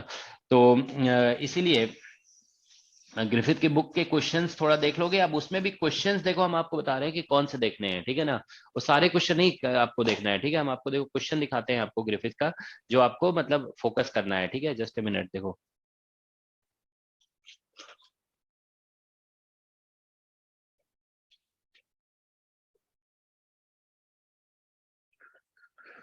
EMT,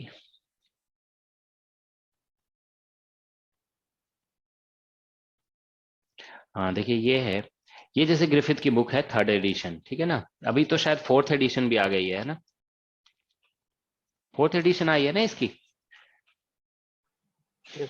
हाँ तो इसमें देखो जानते हो क्या है कि इसमें जो है ना क्वेश्चंस जैसे दिए हुए हैं, देखो वेक्टर अभी हम लोग पढ़ा रहे हैं ना, तो वेक्टर भी आप इससे पढ़ सकते हो, इसमें वेक्टर के भी कुछ अच्छे क्वेश्चन दिए हुए हैं, ठीक है ना। तो इसमें जानते हो ऐसे क्वेश्चन जो दिए हुए हैं ना, देखो जैसे मान लीजिए अभी डिस्कस किया इसने ये सब डिस्कस किया, डाइवर्जेंस वगैरह आइडेंटिटी वगैरह डिस्कस किया, ठीक है। अब देखो यहाँ पे इसके बाद मतलब ये कॉन्सेप्ट के बाद देखो यहाँ पे प्रॉब्लम दिया हुआ है ना, देखो प्रॉब्लम्स, ठीक है ना, ये सभी। तो अब जैसे ये दिया हुआ है चेक कर्ल, ठीक है ना, bye calculating each term separately, मतलब जैसे कर्ल निकालने के लिए इस वेक्टर के दे दिया, तो क्वेश्चन इससे आ सकता है एग्जाम में, ठीक है ना। तो ये बीच बीच में जो क्वेश्चन दिए हुए ना प्रॉब्लम लिख करके, ठीक है ना, वो क्वेश्चन ज्यादा चांस होता है कि इसके पूछे जाते हैं। हम जैसे आगे बढ़ते हैं, देखो जैसे मान लीजिए ये है, ये चल रहा है टॉपिक, ठीक है ना, इधर थोड़ा सा देखो ये, तो इसमें देखो क्या है कि जैसे इसमें जो है ना इधर जो प्रॉब्लम दिए हुए है, मतलब चैप्टर के बीच में, वो जैसे चैप्टर चल रहा है ना, इसमें इसके बीच में जो प्रॉब्लम दिया हुआ है ये ज्यादा इंपॉर्टेंट है। जैसे ये कंडक्टर टॉपिक चल रहा है, ठीक है ना, ये एक मिनट बड़ा स्लो आगे बढ़ा रहा है ये। हाँ देखो ये है, जैसे ये कंडक्टर टॉपिक है, अब कंडक्टर टॉपिक में देखो ये एग्जाम्पल आ गया बीच में, तो ये जो एग्जाम्पल्स है ना बीच में, ये इंपॉर्टेंट है, इसको जरूर पढ़ लोगे, ठीक है ना। तो ये इंपॉर्टेंट है। अब इसके बीच में आपको प्रॉब्लम भी दिखेगा, देखोगे अभी 1 मिनट आ रहा है, देखो इसके बीच में ये प्रॉब्लम आ गया, ठीक है ना। तो ये जो थ्योरी के बीच बीच में जो प्रॉब्लम्स दिए हुए ना ग्रिफिथ की बुक में, ये इंपॉर्टेंट है। ये ऐसा क्वेश्चन जानते हो, जैसे ये फिगर बना हुआ है, ये क्वेश्चन TFR में पूछ दिया गया है, ठीक है। तो बीच बीच में जो प्रॉब्लम दिए हुए है ना, ये इंपॉर्टेंट है। अब देखिए क्या होगा, चैप्टर के एंड में भी कुछ प्रॉब्लम दिए हुए हैं, तो इसमें जो एंड में प्रॉब्लम दिए हुए है ना, वो प्रॉब्लम थोड़े से टफ है, मतलब देखो मोर प्रॉब्लम्स ऑन चैप्टर 2। तो इसमें जानते हो जरूरी नहीं कि आप सारे क्वेश्चन करें, जैसे इसमें लिखा है ना, देखो find the electric field at height z above the centre of A square sheet having uniform charge density sigma. ये क्वेश्चन जानते हो हम गारंटी देते हैं किसी एग्जाम में कभी नहीं आएगा, this question will never be asked in any exam, ठीक है।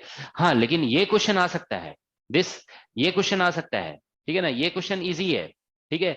तो इसमें जो मोर प्रॉब्लम्स वाले क्वेश्चन है ना, उसमें कुछ क्वेश्चन टफ हैं, ठीक है, जैसे ये कभी नहीं आ सकता किसी एग्जाम में, but this can be asked, okay. तो इसमें आप अब चलो जैसे मान लीजिए आपने स्टार्ट किया प्रॉब्लम सॉल्व करना, पहला प्रॉब्लम सॉल्व किया, आप इसी में अटक जाओगे, ठीक है ना, तो बहुत टाइम वेस्ट हो जाएगा। तो इसीलिए इसको ट्राई मत करोगे, हम इसमें आपको बता देंगे कौन सा करना है। जैसे ये प्रॉब्लम हम किसी दिन ऐसे ही शेयर करके हम बता देंगे कि इसको कर लो, ठीक है ना, फिर इसको कर लो, ठीक है ना। जैसे ये अब जैसे ये क्वेश्चन है, हम आपको देखो क्लियरली बता रहे हैं कि इसमें ये सेकंड क्वेश्चन एग्जाम में आ सकता है। इनफैक्ट जानते हो IIT जैम एग्जाम में ये क्वेश्चन पूछा गया है, this was asked in IIT jam exam, ठीक है। चार्ज डेंसिटी, इसमें फ्लक्स निकालने के लिए शायद बोल दिया गया, चार्ज डेंसिटी कुछ एक क्वांटिटी पूछा गया था उसमें, ठीक है ना। अब जैसे इसमें ये आ सकता है, this can be asked okay in exam, but ये नहीं आ सकता है, दिस इज टफ क्वेश्चन, ये आ सकता है, ठीक है ना। उसी तरह से ये नेट एग्जाम में आया हुआ है ये question, this was asked in NET exam, ठीक है ना, 2.46 एग्जैक्टली यही पूछ दिया था नेट एग्जाम में, ठीक है ना। तो कुछ क्वेश्चन इसमें जानते हो इजी हैं, ठीक है ना, कुछ मतलब टफ है, तो इसीलिए इस एडिशनल प्रॉब्लम को आप मत करोगे, ठीक है ना, उसको हम बता देंगे आपको कौन सा करना है, ठीक है ना। ये मोर प्रॉब्लम, तो बीच वाले जो प्रॉब्लम दिए हुए ना वो आप कर सकते हो, ठीक है ना। तो this is how you have to use Griffiths book. तो एडिशनल प्रॉब्लम हम आपको पहले मार्क करवा देंगे कि ये क्वेश्चन कर सकते हो आप, ठीक है ना, ठीक है। तो मेनली आप ये दो बुक्स पे फोकस करोगे, लेकिन सबसे ज्यादा इंपॉर्टेंट आपके लिए मतलब क्लास नोट्स ही होगा। क्लास नोट्स में हम ऑलमोस्ट सब कुछ कवर कर लेंगे, ठीक है ना। तो हम लोग स्टार्ट देखो ऐसा करते हैं ना कि बिल्कुल स्टार्ट बेसिक से स्टार्ट करते हैं कूलॉम्स लॉ से, क्योंकि क्वेश्चन रैंडम आता है इसमें, ठीक है ना। आप देखेंगे कभी कभी क्वेश्चन कूलॉम्स लॉ से भी आ जाता है बिल्कुल फर्स्ट टॉपिक ऑफ ईएमटी से, और कभी कभी नहीं भी आता है, ठीक है। तो क्वेश्चन रैंडम पूछे जाते हैं, तो इसीलिए आपको टॉपिक सारे पढ़ने पड़ेंगे, लेकिन अब इतने सारे टॉपिक है ना, तो इसीलिए थोड़ा फास्ट पढ़ना पड़ेगा, ठीक है ना। तो हम लोग स्टार्ट करते हैं इलेक्ट्रोस्टैटिक्स से, ठीक है।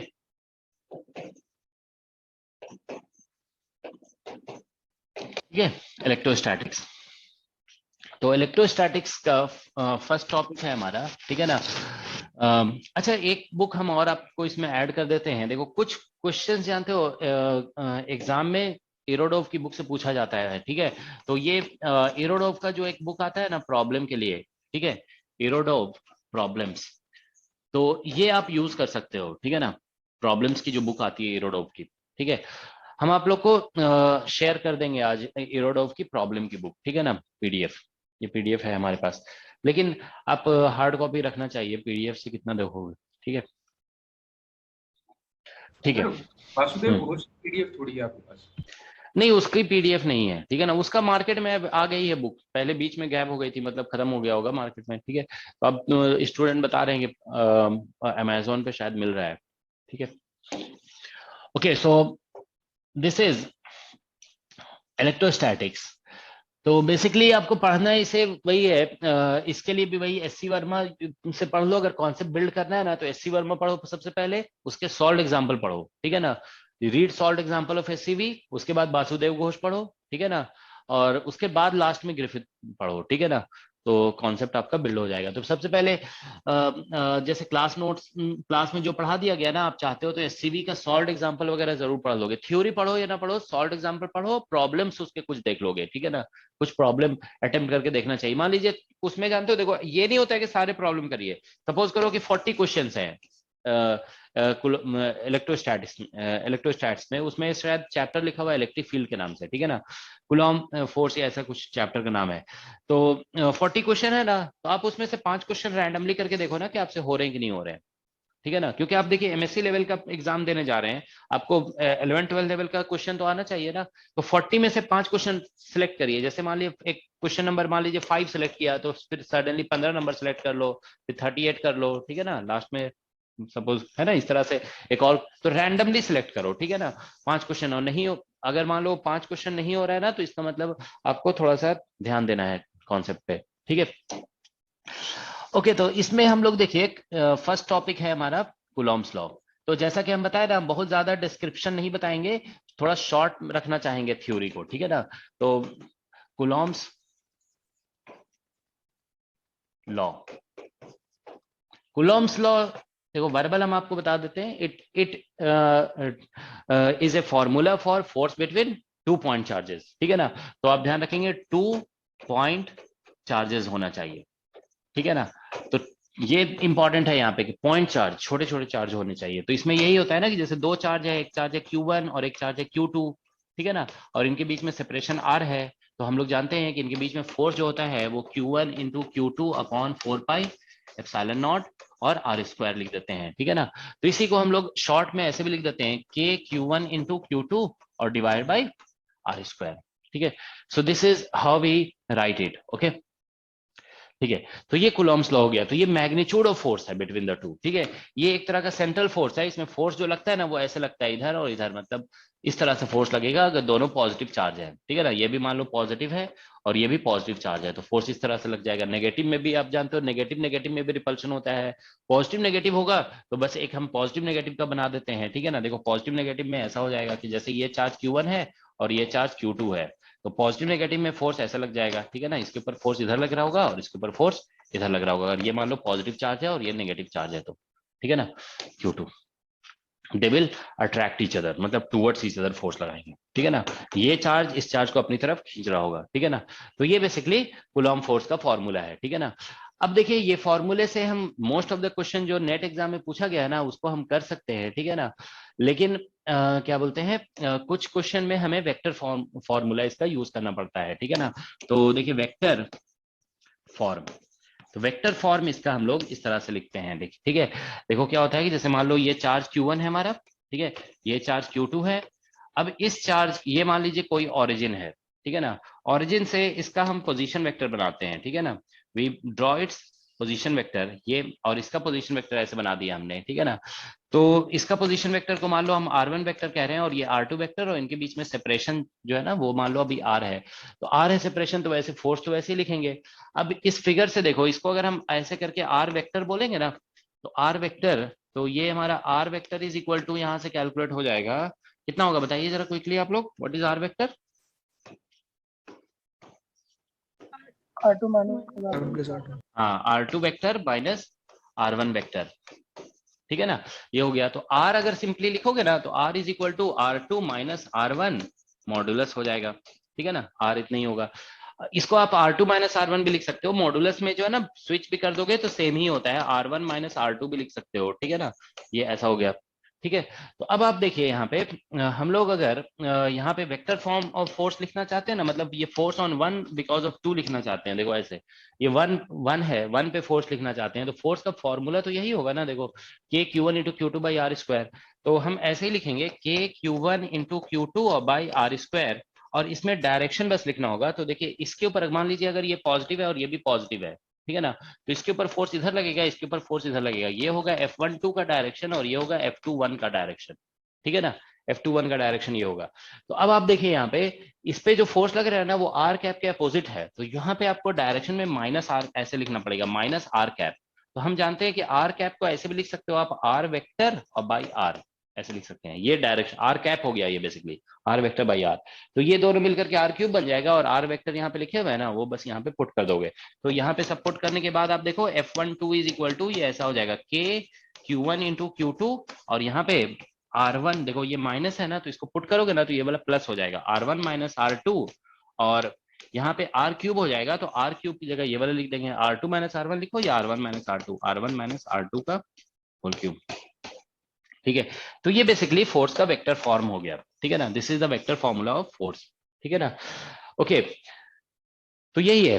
तो अब देखिए जैसे अगर आप F21 लिखना चाहते हो ना, F21, तो F21 में आपको लिखना होगा K Q1 इंटू Q2, ठीक है ना, K Q1 इंटू Q2, और इसे हम लोग देखिए इसमें डायरेक्शन अपोजिट है ना, न्यूटन थर्ड लॉ के अकॉर्डिंग ये दोनों इक्वल अपोजिट होंगे, ठीक है ना। आप जानते हो Newton third law F12 is equal to होता है माइनस F21, ठीक है ना। तो इसमें बस आपको माइनस साइन मल्टीप्लाई कर देना है, तो ये R2 माइनस R1 हो जाएगा, और इसको हम मतलब R1 माइनस R2 लिखे या R2 माइनस R1, दोनों बात बराबर होता है, तो ये R2 माइनस R1 और डिवाइडेड बाय, ठीक है ना, R2 माइनस R1 का होल क्यूब हो जाएगा, ठीक है ना। तो ये फोर्स का फॉर्मूला है। तो देखो बेसिकली न्यूटन थर्ड लॉ लगा दिए, F12 is equal to minus F21, तो F21 निकालना चाहते हो ना तो F12 में माइनस बस लगा दोगे, ठीक है ना, यू गेट दिस, ओके। तो अब आप देखिए यहाँ पे इन जनरल अगर हम जैसे फोर्स ऑन वन, आप देखो नोटिस करो यहाँ पे 1 पे लिख रहे हो ना तो R1 पहले आ रहा है, 2 पे लिख रहे हो तो R2 पहले आ रहा है, ठीक है ना। तो इन जनरल आप ऐसे कह सकते हो कि अगर Fij हम निकालना चाहते हैं ना तो ये ऐसा होगा K Q1 इंटू QI, यहाँ पे लिखना होगा QI और इंटू QJ, और यहाँ पे लिखोगे आप RI माइनस RJ, ठीक है, और डिवाइडेड बाई RI और माइनस RJ, ठीक है, मॉडुलस होल क्यूब, ठीक है। So this is how we write. तो ये हमारा force on I charge because of J charge हो जाएगा, ठीक है ना। तो ये फोर्स का फॉर्मूला हो गया, ठीक है। अब देखो दोनों फॉर्मूले में एक थोड़ा सा स्लाइड डिफरेंस है, जानते हो डिफरेंस क्या है? देखो ये जो फॉर्मूला है ना ये मैग्नीट्यूड है, ठीक है ना, दिस फॉर्मूला इज मैग्नीट्यूड, ठीक है ना। तो ये फॉर्मूला जब आप लिखेंगे ना, दिस फॉर्मूला इज मैग्नीट्यूड, तो इस फॉर्मूले में नेगेटिव साइन यूज नहीं करते हैं, नेगेटिव साइन नॉट यूज्ड, ठीक है। अगर चार्ज नेगेटिव भी है ना तो हम नेगेटिव साइन यूज नहीं करेंगे, negative sign not used, okay. लेकिन इसमें ध्यान रखो, समझ रहे हो ना कि इसमें जब वेक्टर नहीं है तो फॉर्मूले में नेगेटिव साइन यूज नहीं करना है, ठीक है ना। इसमें हम लोग क्या बोलते हैं, नेगेटिव साइन यूज करते हैं, ठीक है ना। इसमें अगर चार्ज नेगेटिव है ना तो नेगेटिव यूज करते हैं, ठीक है ना। इन सभी फॉर्मूले में नेगेटिव साइन इज यूज्ड, ठीक है। इफ Q इज नेगेटिव, ठीक है। अगर Q नेगेटिव है तो नेगेटिव यूज करना होगा, ठीक है। तो देखो एग्जाम में कभी ऐसा क्वेश्चन आ सकता है कि मतलब इस तरह का कोई फॉर्मूला लिखा दिख गया आपको, ठीक है ना। तो हम लोग बेसिकली अगर एक बार लिखा हुआ है ना ये फॉर्मूला तो मतलब एग्जाम में देख करके आपको डर नहीं लगेगा कि पता नहीं क्या आ गया, ठीक है। तो इसीलिए हम इसको वेक्टर बता दिया, नहीं तो हालांकि इसका बहुत ज्यादा यूज नहीं होता है। हम इससे भी हमारा फोर्स कैलकुलेशन का काम जो है ना इससे चल जाता है, ठीक है ना। कुछ कॉम्प्लिकेटेड क्वेश्चन में इसका यूज कर सकते हो, ठीक है ना, इफ यू वांट, ओके। अब देखिए जैसे इसमें पोजीशन वेक्टर की बात हुई है ना, हाँ बताइए, एनी क्वेश्चन? ठीक है, तो देखो क्या है कि हम लोग पोजीशन वेक्टर की बात कर रहे हैं ना, कि जैसे चार्ज Q1 का पोजीशन वेक्टर R1 वेक्टर है और इसका पोजीशन वेक्टर R2 वेक्टर है।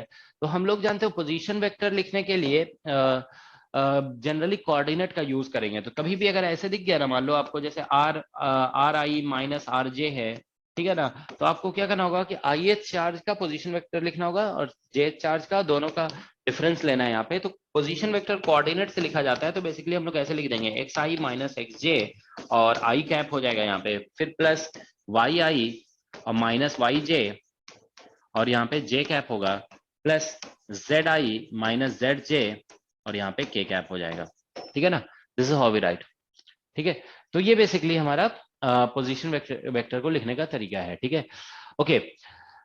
तो ये जो कूलॉम फोर्स है ना, ध्यान रखेंगे कि दिस कूलॉम फोर्स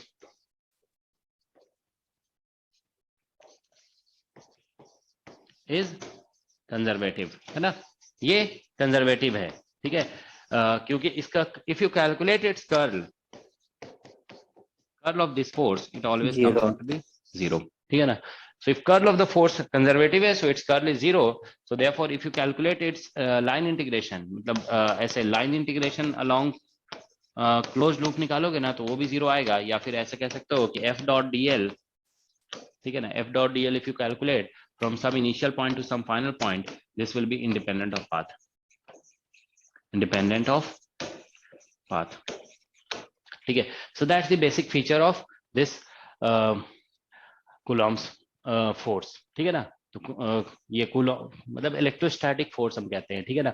अब देखो एक पॉइंट हम ये बता रहे हैं कि ये 2 पॉइंट चार्जेस जो है ना, अच्छा ये हम लिखना भूल गए थे कि ये चार्जेस दोनों जो है ना बेसिकली एट रेस्ट है, ठीक है ना, ये रेस्ट में है और मूविंग, अगर मूविंग होगा ना विथ v, अगर मूविंग भी होंगे तो with v much less than c, ठीक है।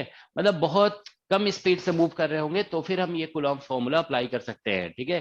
तो अगर ये charge particle very fast move कर रहे होंगे तो फिर ये फॉर्मूला यूज नहीं होता है, वहां पे फिर हमें रिलेटिविटी के अकॉर्डिंग कुछ दूसरा फॉर्मूला लिखना पड़ता है, ठीक है ना। So Coulomb formula is strictly valid for charges, इसमें लिखा है ना 2 पॉइंट चार्जेस पहले होना चाहिए, this should be at rest, और मूविंग होंगे तो वेरी स्मॉल स्पीड से मूव कर रहे होंगे, ठीक है ना। That's the concept, okay. तो ठीक है, तो बस यही है कूलॉम्स लॉ। अब हम लोग बाद में फिर फील्ड का कॉन्सेप्ट इंट्रोड्यूस करेंगे, ठीक है। पहले देखो हम लोग यहाँ पे कुछ प्रॉब्लम्स इससे कर रहे हैं, ठीक है ना। प्रॉब्लम्स ऑन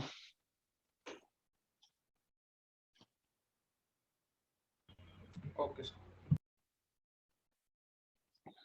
ठीक है, problems on Coulomb's law.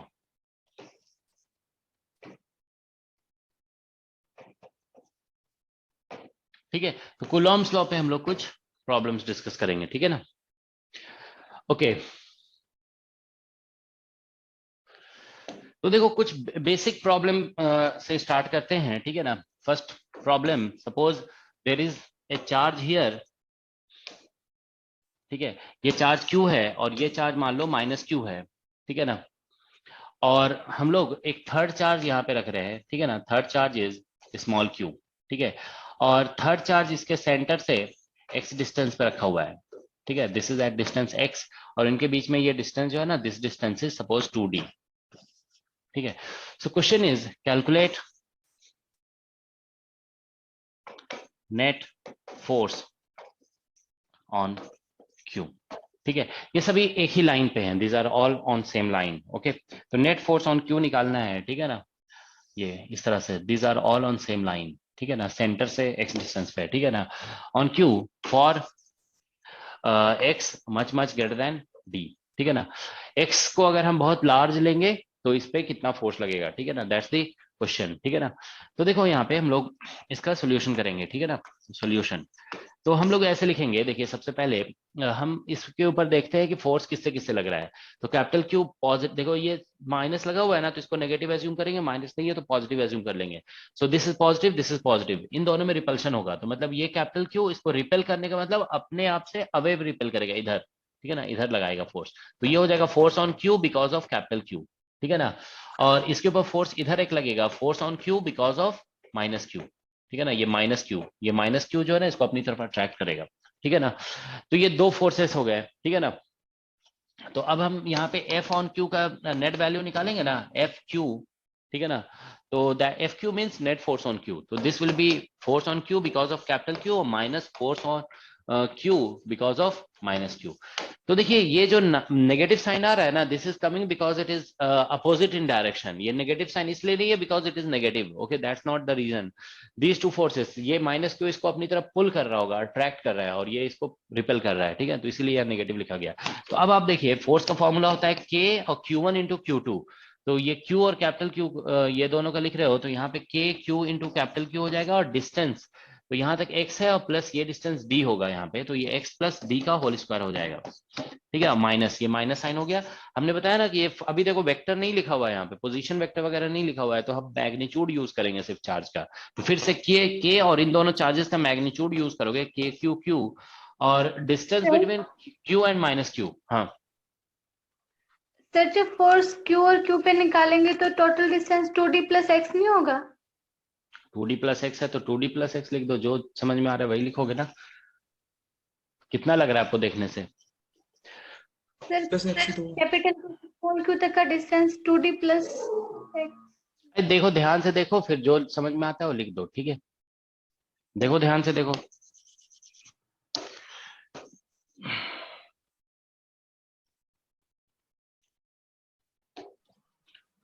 Distance ही तो मेजर करना है, ठीक है।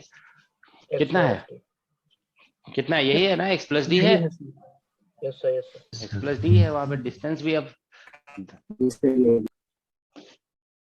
ठीक है। तो देखो यहाँ पे अब हम, यही तो है, ये डिस्टेंस कितना है आपका, ये डिस्टेंस d है ना, और ये डिस्टेंस कितना है, d है।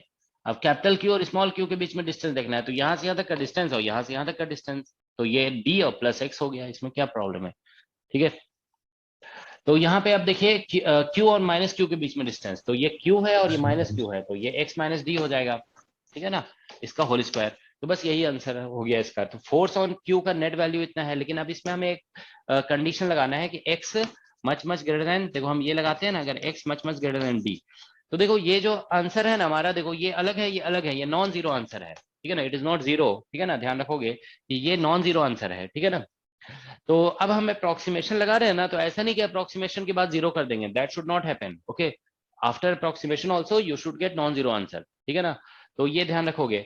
तो यहाँ पे देखो आप कि इसमें k q और इंटू कैपिटल Q अप्रोक्सीमेशन में, अगर हम देखो ऐसा जनरली आप जानते हो ना कि ऐसा कई बार स्टूडेंट कर देते हैं कि अगर x much much greater than d है तो ऐसे कर देते हैं x प्लस डी को लिख दिया x, ऐसा कर देते हैं, d को नेग्लेक्ट कर देते हैं। तो ऐसा अगर करोगे ना तो जानते हो क्या होगा, ये बन जाएगा k q q by D square, और इसमें से x माइनस डी को अगर ऐसा कर दोगे, देखो अभी लिखोगे मत, इसको भी x लिख दोगे ना, तो इसे नेग्लेक्ट करने के बाद तो ये भी डी स्क्वायर, ये कैंसिल होकर के जीरो आ जाएगा। तो आप ध्यान रखो नॉन जीरो क्वांटिटी को आप जीरो नहीं बना सकते अप्रोक्सीमेशन लगा करके, ठीक है ना। तो इसमें तरीका ये होता है कि इन दोनों में जो बिगर है ना उसको कॉमन ले लोगे, आप समझ रहे हो ना, डायरेक्ट नेग्लेक्ट करने से जीरो अगर होगा ना तो बायनोमियल एक्सपेंशन करना पड़ेगा, ठीक है ना। तो ये आप नोट में लिख लोगे, ठीक है ना, कि डायरेक्ट नेग्लेक्ट करने पे अगर जीरो हो रहा है तो हम अप्लाई करेंगे बायनोमियल एक्सपेंशन, ठीक है। तो बायनोमियल एक्सपेंशन में क्या होता है तरीका कि इसमें जो बिगर टर्म है उसको कॉमन लोगे, ठीक है ना, बिगर टर्म कॉमन ले लेंगे, तो देखो एक्स स्क्वायर है ना, तो यहाँ एक्स कॉमन लोगे तो एक्स स्क्वायर हो जाएगा और ये बन जाएगा 1 प्लस डी बाई एक्स, ठीक है, ऐसा बन जाएगा। और ऊपर ले जाओगे ना पावर -2 हो जाएगा, ठीक है। तो इन दोनों में के क्यू क्यू कॉमन हो जाएगा और एक्स कॉमन लेने पे वो एक्स स्क्वायर भी कॉमन हो जाएगा, फिर यहाँ पे आ जाएगा 1 माइनस डी बाई एक्स का पावर -2, दिस यू गेट, ठीक है ना। तो ये रिजल्ट आ रहा है। तो यहां से देखो के क्यू क्यू और डिवाइडेड बाई एक्स स्क्वायर, ठीक है ना। अब हम लोग यहाँ पे बायनोमियल एक्सपेंशन कर देंगे, तो 1 प्लस एन एक्स होता है ना, तो वो वाला कॉन्सेप्ट लगा दोगे तो यहाँ पे आ जाएगा देखो 2d बाई एक्स, ठीक है ना, ऐसा माइनस यहाँ पे आ जाएगा 1 प्लस 2d बाई एक्स, ठीक है, ऐसा, ठीक है ना। तो यहाँ से अब देखिए हायर ऑर्डर टर्म अभी नहीं लिखे हुए हैं, ठीक है ना। तो यहाँ से देखिए 1 1 कैंसिल हो जाएगा और 2d मिलकर के 4d हो गया, तो इसका आंसर आ जाएगा -4 k क्यू कैपिटल क्यू और इंटू डी और divide by x cube, that's the answer. Okay, तो यही हो गया फोर्स ऑन क्यू का net value, that's the answer, ठीक है। तो यही आंसर है, ठीक है। तो यहाँ पे आप देख सकते हैं force is proportional to 1 by x cube आ रहा है, ठीक है। तो इसमें अगर जानते हो क्या होता है, कभी कभी ऐसा भी हो सकता है कि इतना लिखने के बाद भी 0 आ गया, ठीक है ना।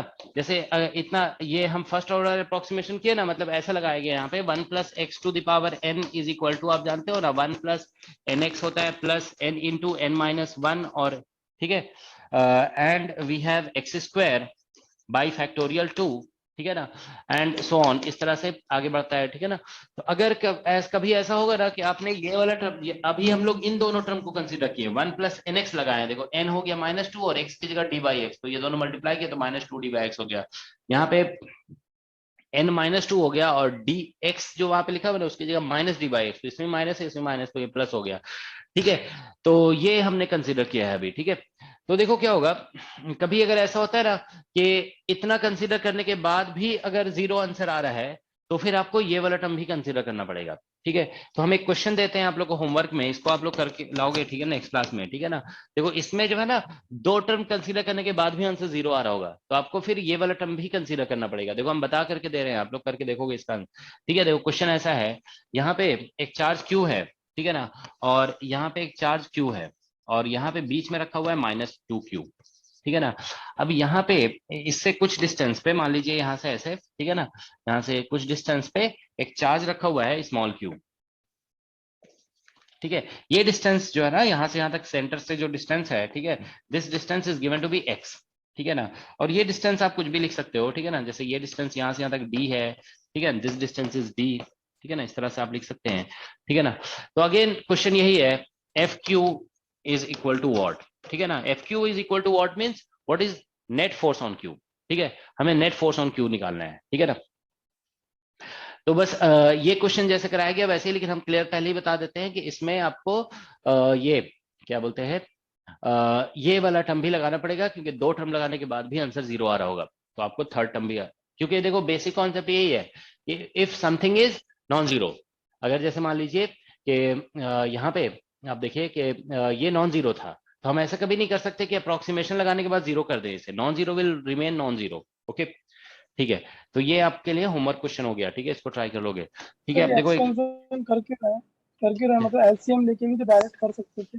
हाँ, लेकिन हमेशा एलसीएम से नहीं हो पाएगा ना, मान लीजिए क्या बोलते हैं कभी जो है ना पावर और हायर आ गया, जैसे मान लो डाइपोल वगैरह बाद में पढ़ोगे ना, तो उसमें हायर पावर आ जाता है, तो उसमें जो है ना एलसीएम वगैरह करने से ज्यादा कॉम्प्लिकेट हो जाता है। मान लीजिए क्यूब आ गया पावर में, तो फिर क्यूब ओपन करो, या पावर 4 आ गया, मान लीजिए यहाँ पे पावर 4 है, इसमें भी 4 है, समझ गया ना, तो फिर उसमें दिक्कत होती है, ठीक है ना।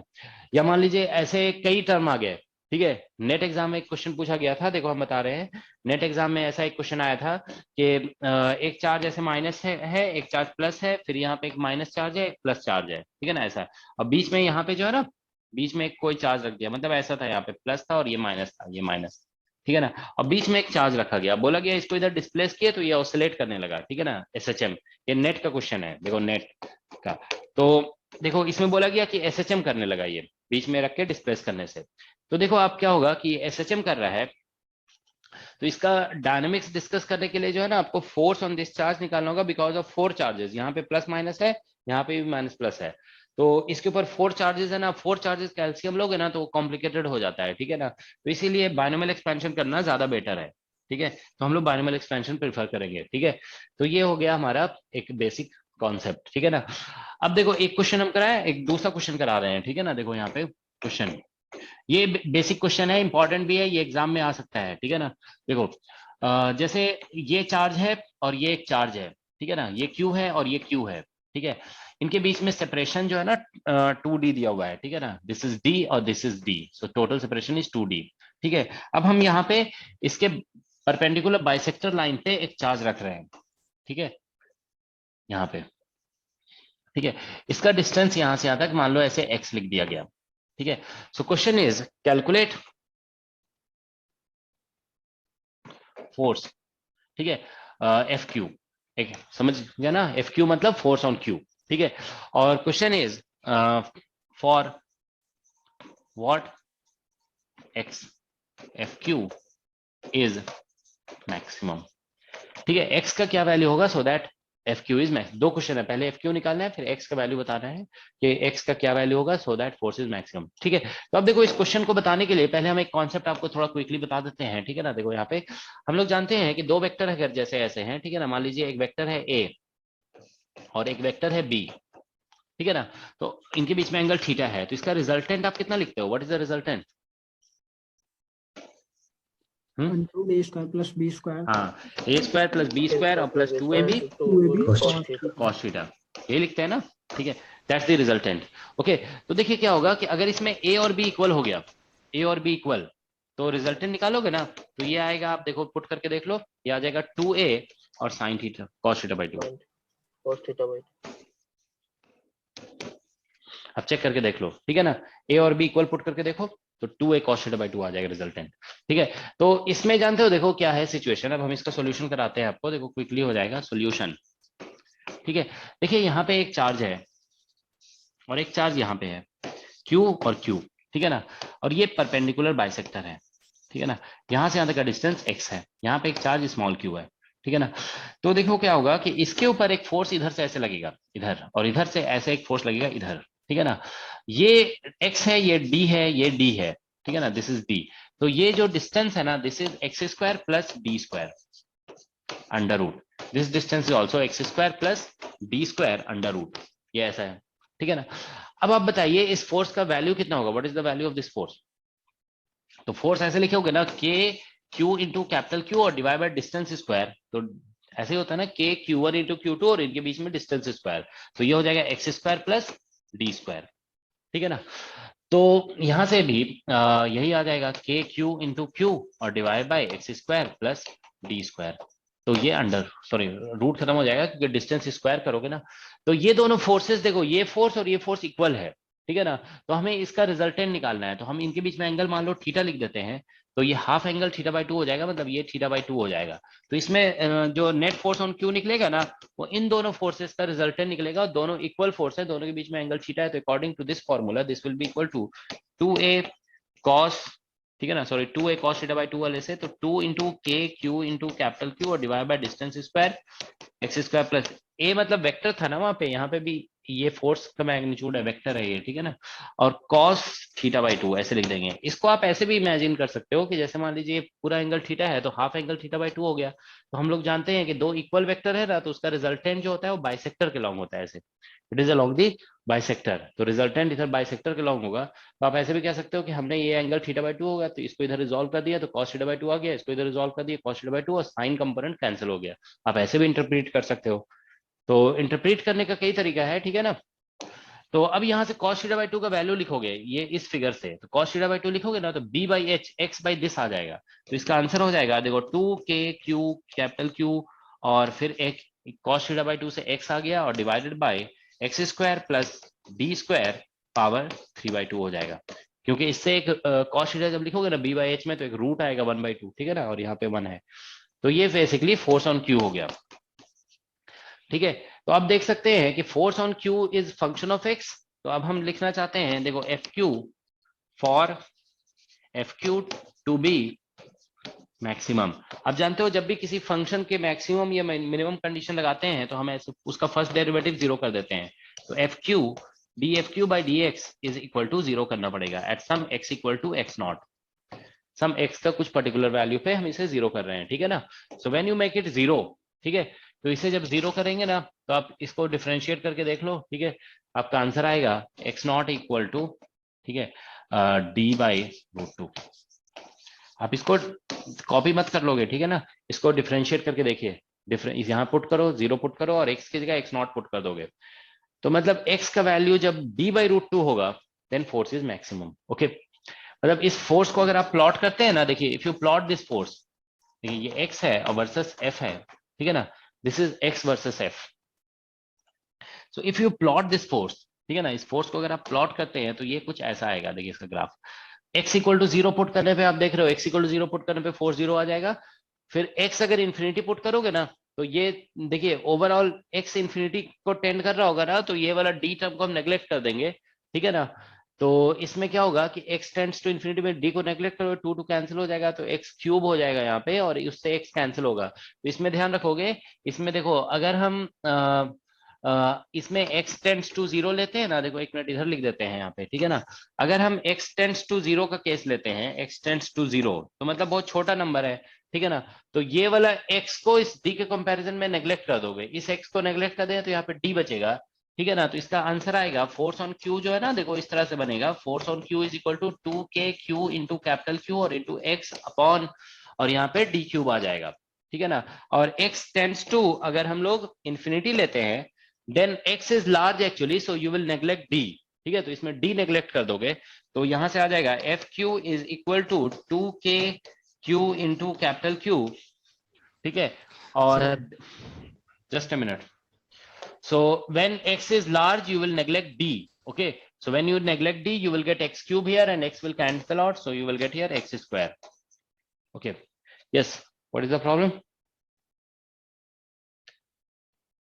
So here you are getting like this, so now if x tends to infinity, see if you put infinity here you will get 0, okay, and if you put 0 here you will get 0, so in both cases it is 0 actually. Sir, is there any question? Sir x tends to 0 लेने से तो हम लोगों को ऊपर भी लेना होगा ना? अरे दो टर्म का जो है ना, छोटा बड़ा कैसे बोलते हैं आपको पता है ना, क्या बोलते हैं, एक बार कहते हैं, मतलब एक कहावत है कि एक बार अकबर ने बीरबल से बोला कि हमने एक लाइन खींचा है, आप इस लाइन को छोटा करके दिखाओ, लेकिन जमीन पे खींचा था उसने लाइन और बोला कि आपको इसको मिटाना नहीं है, without erasing it can you make it shorter. तो बीरबल ने क्या कहा पता है ना, उससे एक बड़ी लाइन खींच दिया उसने ऐसे, ठीक है ना, उससे बड़ी लाइन खींच दिया, बोला कि अब आपका छोटा हो गया। तो छोटा बड़ा किसी के कंपैरिजन में होता है, ठीक है ना। तो यहाँ पे नेग्लेक्ट, इसको एक यहाँ पे दो टर्म है ना, तो ये छोटा हुआ तो इसको हटा सकते हैं, ये अगर बड़ा हो गया तो इसको हटा सकते हैं, लेकिन यहाँ पे प्लस में तो कोई दूसरा टर्म नहीं है ना, तो उसका कोई कंपेरिजन नहीं है, वो जैसे वैसे ही रहेगा, ठीक है ना। इसको अगर ऐसे होता ना, यहाँ पे x प्लस समथिंग अगर लिखा होता, मान लो यहाँ पे समथिंग, यहाँ पे ऐसे, तो हम फिर इसको इससे कंपेयर करते हैं कि वो छोटा है या बड़ा है, ठीक है। लेकिन जानते हो, देखो आपको हम बता रहे हैं, ये सब चीजें आप लोगों को पता होनी चाहिए, ठीक है। ये कम पढ़ाई की हो इसलिए ऐसे पूछते हो, नहीं तो ये सब बच्चों वाला चीज है, 11th-12th के स्टूडेंट को पता होता है ये सब चीजें, ठीक है, जो थोड़ा सा सीरियसली पढ़ लेते हैं। तो अभी भी मतलब जानते हो, आपको हम बता रहे हैं क्लियरली। देखो आप लोग जानते हो, थोड़ा प्रैक्टिकली सोचो, जानते हो क्या है कि आपको करना क्या है। नेट का एग्जाम का प्रिपरेशन कर रहे हो ना आप, नेट एग्जाम में देखिए अराउंड 30K स्टूडेंट दे रहे हैं, ठीक है ना। उसमें 1K भी नहीं, 500 सिलेक्ट होते हैं, 500, ठीक है। तो 30K में 500 सिलेक्ट होते हैं, क्योंकि लगभग 250 नेट, 250 JRF होता है, 500, ठीक है ना। तो 30K से ज्यादा भी होता है। इस बार हमको लगता है ना कि लगभग आप देखोगे, हो सकता है डेटा आएगा तो पता चला 40K दिए हुए थे, ठीक है। तो 30,000 स्टूडेंट में 500 स्टूडेंट सिलेक्ट तो वही होंगे ना जो ज्यादा स्कोर करेगा, ठीक है ना। तो इसके लिए आपको थोड़ा ज्यादा पढ़ना पड़ेगा, ठीक है ना। बिना पढ़े हुए आप नहीं कर सकते हो। क्वेश्चन भी थोड़ा ट्विस्ट किया जा रहा है अब, ठीक है। क्वेश्चन ट्विस्ट कर देने का मतलब जानते हो क्या है, कि आप चाहे जितना भी पढ़ के गए उससे डायरेक्ट क्वेश्चन नहीं मिलेगा आपको, ठीक है। वहां पे क्वेश्चन थोड़ा मॉडिफाइड होगा और सोच करके आंसर करना होगा। तो इसीलिए दो चीजों पे कमांड होना जरूरी है आपका, एक है कैलकुलेशन पे और दूसरा है कॉन्सेप्ट पे, ठीक है। ऐसा नहीं कि सिर्फ कॉन्सेप्ट पढ़ के चले गए तो भी नहीं होगा, कैलकुलेशन आना चाहिए, और कैलकुलेशन आता है कॉन्सेप्ट ही नहीं है तब तो और भी बेकार है ना। तो ये सभी these are part of calculation, these are all part of calculation, okay, these are small things that you should know, दो टर्म है तो कंपैरिजन होता है, एक टर्म का कंपैरिजन नहीं होता है, ठीक है। तो हम इसको और इसको कंपेयर कर रहे हैं दोनों केस में। देखो x tends to 0 that means x is small, so we will neglect this x, and when x tends to infinity that means x is large, so we will neglect this x। Okay, तो इस x को neglect कर देंगे, sorry, when x is large we will neglect d, तो d को neglect कर दोगे तो यहाँ पे x क्यूब बच जाएगा, तो उससे कैंसिल होकर के ये आ जाएगा। तो इसका ग्राफ जो है ना ऐसा बन रहा है, ठीक है। देखो ये ऐसा बनेगा, और ये जो मैक्सिमम आ रहा है ना, maximum this is at distance d by root two, ठीक है, it is at distance d by root two. Alright, ठीक है सर यस। यहाँ पे ये स्ट्रेट लाइन जैसा है यहाँ पे, ठीक है ना, इट इज समथिंग लाइक, हाँ बोलो बोलो। सर एक्स नॉट की वैल्यू मेरी d/2√2 आ रही थी। आए नहीं, d/√2 आएगा, नहीं सर, d/√2 ही आ रही है। d/√2 आएगा, आप कैलकुलेशन चेक करोगे, ठीक है ना, ये सर कैलकुलेशन चेक d/2 ही आ रहा है। हाँ यही आएगा, ठीक है, यही आंसर ही है ये इसका, ठीक है ना, यस ठीक है। कैलकुलेशन चेक करो। अब करना क्या है, इसको डिफरेंशिएट करना है, इसको चेक जरूर करोगे। जिसने कॉपी करके लिख लिया ना, चेक, मान लो आपने कभी, मान लो ये सब हम बता रहे ना आपको, 10th, आप देखोगे SC वर्मा की बुक में एक क्वेश्चन दिया हुआ है, ठीक है ना, 12th लेवल का टॉपिक है, तो हम कैलकुलेशन नहीं करा रहे हैं, आप इसको चेक जरूर लेकिन करोगे। अगर आपने पास्ट में 12th क्लास में कभी कर रखा है, आपको पता है, तो आप छोड़ भी सकते हो, ठीक है ना, but if you haven't done it okay before, तो आपको एक बार चेक करना चाहिए कि इतना आ रहा है कि नहीं आ रहा है, इससे कैलकुलेशन स्ट्रॉन्ग और आएगा यही, ठीक है ना। ऑलराइट, तो ये क्वेश्चन हो गया, ठीक है। अब देखिए हम यहाँ पे नेक्स्ट क्वेश्चन पे आते हैं, एक क्वेश्चन और करा रहे हैं, ठीक है ना। देखिए जैसे सपोज ये एक ट्राइंगल है, ठीक है ना, इसके कॉर्नर पे चार्ज रख दिया हमने Q, और यहाँ पे रख दिया हमने -Q, और यहाँ पे रख दिया हमने Q। ये एक मिनट, इसको पहले इससे थोड़ा आसान क्वेश्चन पहले देते हैं, ठीक है ना। देखो इसी क्वेश्चन को मॉडिफाई करके देते हैं, इसका आंसर आप लोग बताओगे, ठीक है ना। यहाँ पे दे दिया, सपोज करो -Q, और यहाँ पे दे दिया हमने +Q, और ये परपेंडिकुलर बाइसेक्टर है, ठीक है। ये चार्ज Q है, यहाँ से यहाँ तक का डिस्टेंस x है, ठीक है, this is D, this is D। एक मिनट, ठीक है। So question is FQ is equal to what in this case? You have to find the force on Q, ठीक है। Can you answer it? एक बार देखो जरा ट्राई करके, अभी हम आ रहे हैं 1 मिनट में, ठीक है ना।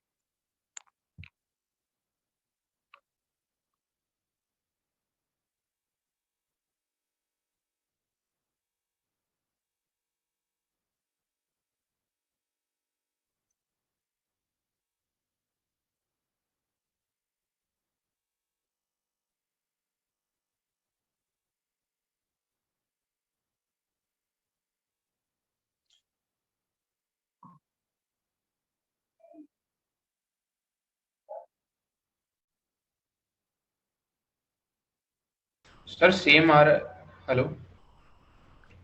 सर, सेम आंसर आ रहा है, मैग्नीट्यूड सेम है, डायरेक्शन सेम नहीं आएगा, माइनस नहीं, आई कैप में आ रहा मैग्नीट्यूड है। डिफरेंट होगा, magnitude is also different actually. Okay, के क्यू मैग्नीट्यूड इज डी आ रहा है, डी एक्स में डी आ रहा है, upon x square plus d square D आएगा सर, एक्स एक्स की जगह डी आ जाएगा डी आ जाएगा सर। डायरेक्शन डिफरेंस है। ठीक है, देखो सॉल्यूशन है ना। हाँ, इसमें देखो क्या होगा, ये नेगेटिव है ना, तो ये नेगेटिव इस चार्ज को अपनी तरफ अट्रैक्ट करेगा, ठीक है ना, ऐसा। और ये पॉजिटिव जो है ना, इस चार्ज को ऐसे रिपेल करेगा।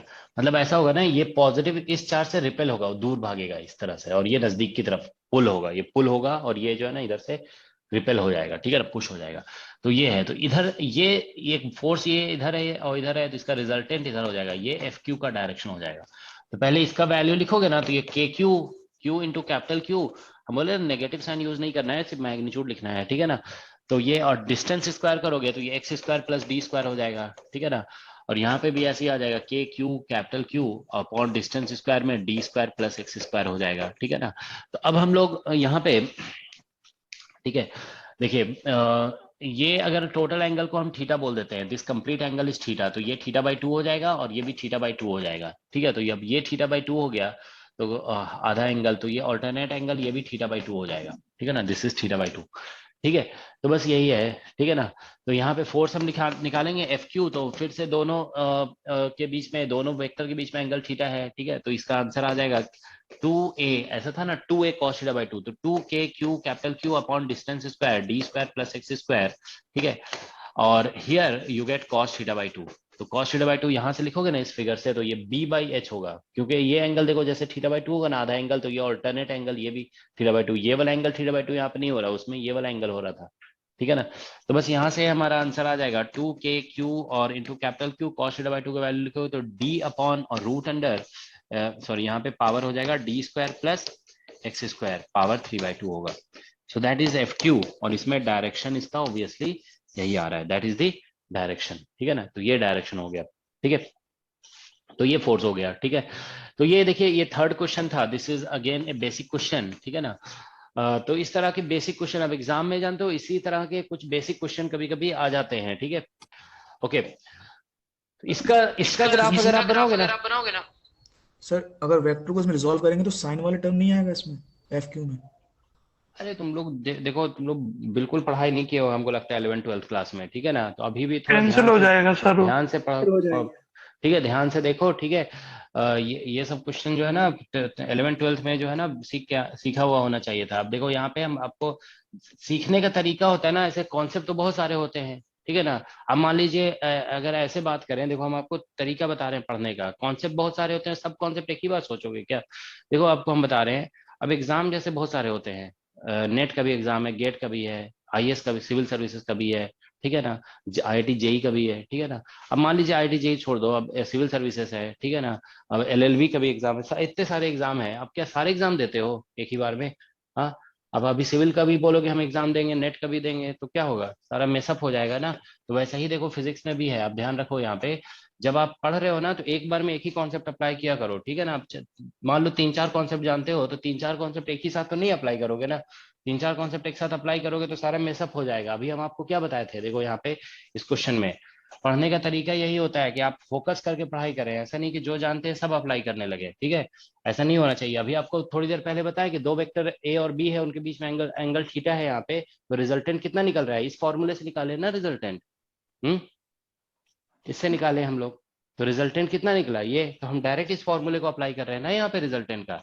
अब आप रिजॉल्व कर, इसको भी लगाओगे, रिजॉल्व करने वाला कॉन्सेप्ट भी लगाओगे, हम अभी उस टाइम वर्बल बता दिए थे कि रिजॉल्व करने वाला, ठीक है। तो बस हम उस चीज को लगाए, ध्यान रखो 2a cos थीटा बाई 2 ये लग गया दोनों वेक्टर के बीच में, यहाँ पे ऐसे, यहाँ पे देख रहे हो, ये एक वेक्टर इधर जा रहा है, एक वेक्टर इधर जा रहा है, यहाँ पे एंगल थीटा है, ठीक है ना। तो रिजल्टेंट डायरेक्ट इतना हो गया, अब थीटा बाई 2, ये आधा एंगल थीटा बाई 2 हुआ, तो ये भी एंगल थीटा बाई 2 हो गया, अब cos theta b by h कर दिए, ठीक है। पहले बार जो दो थीटा बाई 2 लिया था, सेकेंड टाइम में तो वो थीटा बाई 2 नहीं लिया, मतलब तो नहीं आएगा तो नहीं लेंगे ना। अब यहाँ पे ये एंगल थीटा बाई 2 है क्या, is this angle theta by 2? अगर सर वो वाला लेंगे तो साइन थीटा आ जाएगा। छोड़ो, एक मिनट रुको, एक मिनट, अरे रुको एक मिनट, हम इसको क्यों लेंगे, is this angle theta by 2? 90 minus theta by 2, 90 minus theta by तो है ये है ही नहीं। ये देखो ये एंगल θ/2 है ही नहीं है, तो हम इसको कैसे ले सकते हैं? आपको फिगर, अब मान लो ये फिगर दिया हुआ है, इसका यूज करोगे कि नहीं करोगे? याद करके चले जाओगे एग्जाम में, ये वाला एंगल θ/2 होता है, ऐसे याद करके जाओगे क्या? मोस्टली कैंसिल हो गया जरूरत। प्रेजेंस प्रेजेंस जो प्रेजेंट है उसका कुछ यूज करोगे कि नहीं, कि पास्ट में ही रहोगे आप? अब इस फिगर में हमारा ये वाला एंगल θ/2 बन रहा था, क्योंकि ये पूरा एंगल देखो, एक मिनट, यहाँ पे आप लोग ऐसे पढ़ाई ऐसे मत करो कि जहाँ एक जगह कुछ अप्लाई कर दिया वही दूसरी जगह भी अप्लाई कर देंगे, ऐसे पढ़ाई होती है क्या? देखो ये पूरा एंगल थीटा है, तो आधा एंगल θ/2 हुआ, तो उसके अपोजिट एंगल ये भी θ/2 हो गया, तो ये एंगल यहाँ θ/2 था, तो हम इसका यूज कर रहे थे। अब यहाँ पे वो एंगल हो रहा है क्या θ/2? अब बताइए, हम यहाँ पे इसको थीटा पूरा लिख रहे हैं, तो ये आधा θ/2, ये θ/2, तो इसके ये आधा θ/2 है ना, तो इसका कॉरेस्पॉन्डिंग एंगल ये वाला θ/2 होगा, ठीक है ना? तो जो होगा उसी को लिखेंगे ना। अब इसको कैसे लिख दे θ/2? ठीक है, तो आप लोग जानते हो, देखो ऐसे क्वेश्चन जो कर रहे हो ना, हम आपको क्लियर बता रहे हैं, इसका मतलब है आप लोग कैलकुलेशन 11th-12th में नहीं किए हुए हैं बिल्कुल भी, तो थोड़ा अब अभी जरूर कर लोगे कैलकुलेशन, ठीक है? नहीं तो फिर एग्जाम नहीं क्लियर होगा, क्योंकि जानते हो जो लोग इतने इतने में फंसते हैं ना, आपको हम क्लियर बता रहे हैं। देखो कभी कभी फैक्ट बता देना चाहिए, जो लोग इस तरह की चीजों में फंस रहे हैं ना, कि ये θ/2 नहीं लिए इस बार में, पिछली बार में लिए थे, ठीक है ना, आपने कंपोनेंट रिजॉल्व क्यों नहीं किया, ठीक है, वो लोग एग्जाम क्लियर नहीं होता है, ठीक है ना? इसका मतलब कैलकुलेशन बहुत कमजोर है, ठीक है? तो अब लेकिन मतलब आपका चांस है अभी भी, फिर भी अगर आप मेहनत अभी कर लेंगे, कैलकुलेशन सीख जाएंगे तो, ठीक है? नहीं सीखोगे तो फिर नहीं हो पाएगा, ठीक है? तो इसलिए अभी थोड़ा लग करके कैलकुलेशन करो, 10-15 क्वेश्चन ऐसे कर लो, ठीक है? तो हो जाएगा। तो देखो हम क्लियर कर दे रहे हैं यहाँ पे, कि देखो इसमें जो है ना, इधर एक वेक्टर है, इधर एक वेक्टर है, थीटा एंगल है दोनों के बीच में, दोनों वेक्टर इक्वल है, ए और ए, तो हम डायरेक्ट लगाएंगे रिजल्टेंट इज 2a cos θ/2, कोई कंपोनेंट वगैरह रिजॉल्व नहीं कर रहे हैं हम यहाँ पे, ठीक है ना? अब कंपोनेंट रिजॉल्व करोगे, अगर करना है तो ऐसे भी करो, थोड़ा तरीके से करो, ठीक है ना? देखो यहाँ पे ये ए है और ये ए है, ये वाला एंगल हमारा θ/2 है, तो इसका कंपोनेंट इधर कितना आएगा? इसका कंपोनेंट a cos θ/2 आएगा ना, cos θ/2, इसका भी कंपोनेंट इधर वही आएगा, तो ये 2a, क्योंकि ये एंगल θ/2 है ना, तो हम कॉन्सेप्ट ये बताया है ना, कि जिस लाइन के साथ एंगल बनता है ना, उधर cos कंपोनेंट आता है। अब इधर देखोगे तो इसका एक कंपोनेंट इधर cos, इसका इधर cos θ/2 आएगा, तो इधर आ जाएगा a sin θ/2, ठीक है? और इसका इधर कंपोनेंट आएगा a sin θ/2, ठीक है? तो ये sin θ/2 और sin θ/2 अपोजिट है ना, तो ये कैंसिल हो जाएगा, ये दोनों सेम डायरेक्शन में था तो ऐड हो गया, तो cos कंपोनेंट ऐड हो रहा है, sin कंपोनेंट कैंसिल हो रहा है, ठीक है ना? तो ये सब ध्यान रखोगे अब। लेकिन हम इसको कंपोनेंट से हम इसको सॉल्व नहीं करा रहे थे, हम इसको फॉर्मूले से करा रहे थे, ठीक है? आप कंपोनेंट से निकालोगे तो भी आंसर वही आएगा, ठीक है? अब ऐसा नहीं, कुछ कभी कभी स्टूडेंट ऐसे बात करने लगते हैं, जानते हो सर हम कंपोनेंट से किए थे ना तो उसका ये आंसर आया था, ऐसा नहीं होता है, आप चाहे जैसे भी करें आंसर यही रहेगा, ठीक है? ठीक है सर। अब सर इसमें जो रिजल्टेंट फोर्स निकला हुआ है ना, वो रिपल्सिव नेचर का है या अट्रैक्टिव नेचर का है? देखो ये क्या है कि हम जो फोर्स जो निकाले ना, वो अब रिपल्सिव बेसिकली इस पूरे सिस्टम से क्या हो रहा है, फोर्स इधर लग रहा है ना, इधर की तरफ लग रहा है इधर, तो ये क्या हो रहा है, इस सिस्टम के नजदीक आना चाहेगा या दूर जाना चाहेगा? ये चार्ज के ऊपर फोर्स इधर लग रहा है ना, ऐसा तो नहीं कि इन चार्जेस की तरफ लग रहा है, तो इसलिए इधर जाना चाहेगा, तो एक तरह से ओवरऑल रिपल्सिव बोला जा सकता है। तो ऐसा क्वेश्चन जरूरी नहीं है, ये सब खुद ही आप समझ सकते हो ना यहाँ पे, ये रिपल्सिव है कि अट्रैक्टिव है। कोई चीज किसी ऑब्जेक्ट की तरफ आ रहा है तो उसको क्या बोलोगे, अट्रैक्टिव बोलोगे, और किसी चीज से दूर जा रहा है तो उसको क्या बोलोगे, रिपल्सिव है, ठीक है?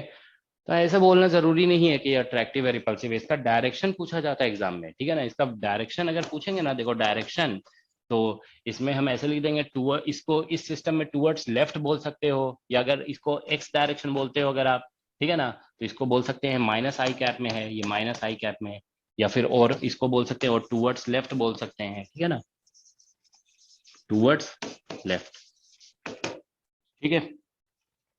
तो ये इसका क्वेश्चन हो गया। देखो कैलकुलेशन आप लोग नहीं करोगे ना तो फिर एग्जाम में डिफिकल्टी होगी, तो कैलकुलेशन कुछ लोगों को कमजोर है, थोड़ा स्ट्रॉन्ग करने की कोशिश करनी पड़ेगी, ठीक है? ओके, तो अब देखो एक कॉन्सेप्ट आपको बता रहे हैं, ठीक है? देखो इस एक इंपॉर्टेंट कॉन्सेप्ट है, इसमें इंपॉर्टेंट कॉन्सेप्ट, ठीक है? देखो if equal charge is placed at each corner, ठीक है, कॉर्नर ऑफ रेगुलर पॉलीगन, ठीक है, if equal charge is placed at each corner of a regular polygon, then, ठीक है, then force on a charge at centre is 0, ठीक है। या फिर इसको हम कह सकते हो, ऐसे भी कह सकते हैं, that is field at centre is 0, field at, क्योंकि बाद में अभी हम इलेक्ट्रिक फील्ड का कॉन्सेप्ट इंट्रोड्यूस करेंगे ना, तो उसमें यही बोला जाएगा कि फोर्स 0 तभी होता है जब फील्ड 0 हो जाता है, ठीक है ना, फील्ड एट सेंटर इज 0, ठीक है। तो फील्ड एट सेंटर, फोर्स 0 है, या फिर बोल सकते हो फील्ड एट सेंटर। देखिए रेगुलर पॉलीगन का मतलब होता है, देखो ये ध्यान रखोगे, रेगुलर पॉलीगन, इसका मतलब होता है all angles and sides equal होंगे, all angles and sides equal, ठीक है ना। तो ये रेगुलर पॉलीगन का कॉन्सेप्ट है। तो देखिए जैसे मान लीजिए ये इक्विलेटरल ट्राइंगल है, ठीक है ना, इक्विलेटरल ट्राइंगल, इसके सेंटर पे अगर हम चार्ज मान लो Q रख देते हैं, सॉरी कॉर्नर पे Q, Q और Q, और सेंटर पे हमने एक स्मॉल Q रख दिया, ठीक है ना। स्क्वायर में तो हो ही जाएगा, जैसे मान लीजिए ये स्क्वायर है, ये इस पे Q, यहाँ पे Q और यहाँ पे भी Q रखा हमने, ठीक है ना, और सेंटर पे एक स्मॉल Q रख दिया, ठीक है। या मान लीजिए हम एक पेंटागन लेते हैं, 3 पेंटागन हमारा यहाँ से बन जाएगा, ठीक है ना, देखो इसमें पेंटागन बना हुआ है, ये रेगुलर पेंटागन है, all sides equal, all angles equal, ठीक है ना, ये ऐसा पेंटागन है। तो अब देखिए इसके कॉर्नर पे Q रख दिया, यहाँ पे सॉरी मान लो ऐसे कैपिटल Q रख दिया, यहाँ पे कैपिटल Q और यहाँ पे भी कैपिटल Q और यहाँ पे भी कैपिटल Q और यहाँ पे भी कैपिटल Q, और सेंटर पे आप एक स्मॉल Q रखते हो। तो इन सभी फिगर में फोर्स ऑन Q निकालोगे ना तो 0 आएगा, इसमें भी फोर्स ऑन Q 0 आएगा, इसमें भी फोर्स ऑन Q 0 आएगा, इन सभी केसेस में फोर्स ऑन Q 0 आ जाएगा, ठीक है ना। तो चाहे साइड जो है ना, नंबर ऑफ साइड ऑड है या इवन है, हर केस में अगर इक्वल चार्जेस रखे हुए हैं सेंटर पे तो फोर्स 0 आता है। या इसी तरह से देखिए अगर हम ऐसे बात करें ना, सिर्फ देखिए कि अगर मान लीजिए यहाँ पे चार्ज नहीं रखा हुआ है, अभी सिर्फ ऐसे बात कर रहे हो, ये मान लीजिए यहाँ पे चार्ज है कैपिटल Q, यहाँ पे चार्ज है कैपिटल Q और यहाँ पे चार्ज है कैपिटल Q, तो यहाँ सेंटर है ये, ठीक है ना। तो इस सेंटर पे जो है ना हम बोलेंगे कि यहाँ पे इलेक्ट्रिक फील्ड 0 है, E इज इलेक्ट्रिक फील्ड, ठीक है ना। उसी तरह से पेंटागन वाले में भी होगा ऐसा, देखो जैसे ये पेंटागन है ना, तो यहाँ पे अगर हम चार्ज कैपिटल Q रखते हैं, यहाँ पे कैपिटल Q, यहाँ पे भी capital Q, here capital Q and here capital Q, तो यहाँ सेंटर है ना, यहाँ पे इलेक्ट्रिक फील्ड 0 आएगा, ठीक है। तो इलेक्ट्रिक फील्ड यहाँ पे 0 है, इसीलिए पॉइंट चार्ज पे फोर्स 0 हो रहा है, ठीक है ना, दैट्स द सिचुएशन, ओके। तो ये एक इंपॉर्टेंट कॉन्सेप्ट है, इसको प्रूव किया जा सकता है मैथमेटिकली, ठीक है, लेकिन हम लोग इसका प्रूफ अभी नहीं कर रहे हैं, ठीक है ना। तो फील्ड 0 है, इसीलिए यहाँ पे कोई चार्ज रखते हैं ना तो हम बोलते हैं कि उसके ऊपर फोर्स 0 हो जाएगा, ठीक है। तो इसका देखो हम इसको यूज करके एक एग्जाम्पल डिस्कस कर रहे हैं, ठीक है ना। सपोज कि एक ये ट्राइंगल है, ठीक है ना, हमने यहाँ पे चार्ज रख दिया कैपिटल Q, यहाँ पे कैपिटल Q और यहाँ पे रख दिया हमने माइनस Q, ठीक है ना, और यहाँ सेंटर पे हमने रख दिया चार्ज स्मॉल Q, ठीक है ना। और इसका साइड मान लीजिए कि A दिया हुआ है, ये साइड को कुछ भी लिख दो, L है मान लो, साइड इज L, ठीक है। तो इसमें क्वेश्चन यही है, force on Q is equal to what, इस Q पे कितना फोर्स लगेगा। तो अभी देखिए आंसर 0 नहीं होगा क्योंकि all charges are not equal, all charge equal होंगे, जैसे Q Q और यहाँ पे भी Q आएगा ना, then force on charge at centre is 0 होगा, ठीक है ना। यहाँ पे सभी चार्जेस इक्वल नहीं है तो इसीलिए अभी फोर्स 0 नहीं होगा, ठीक है। तो इसका हमें आंसर करना है। देखो इसका आंसर सॉल्यूशन हम 2 तरीके से कर सकते हैं। एक तरीका ये है कि हम जो है ना सभी चार्जेस से फोर्स निकाल करके, जैसे ये जो चार्ज है ना, देखो इससे भी फोर्स एक्सपीरियंस करेगा, इससे भी करेगा और इससे भी करेगा, तीनों से फोर्स निकाल करके वेक्टर सम करेंगे तो आंसर आ जाएगा, ठीक है ना।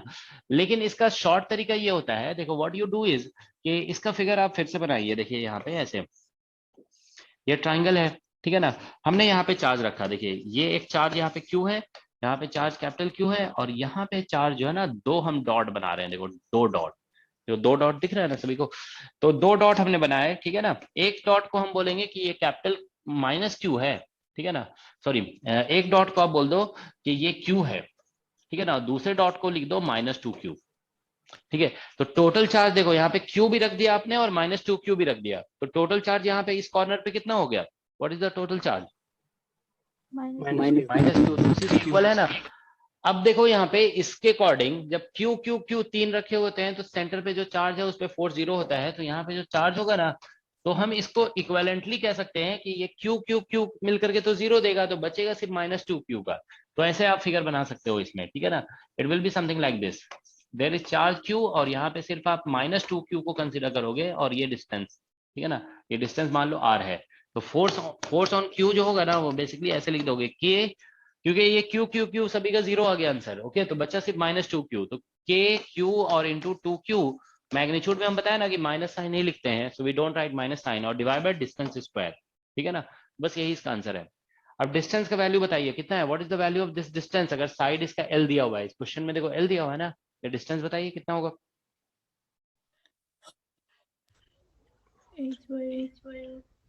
निकाल के देखो जरा, कोई √3/4L।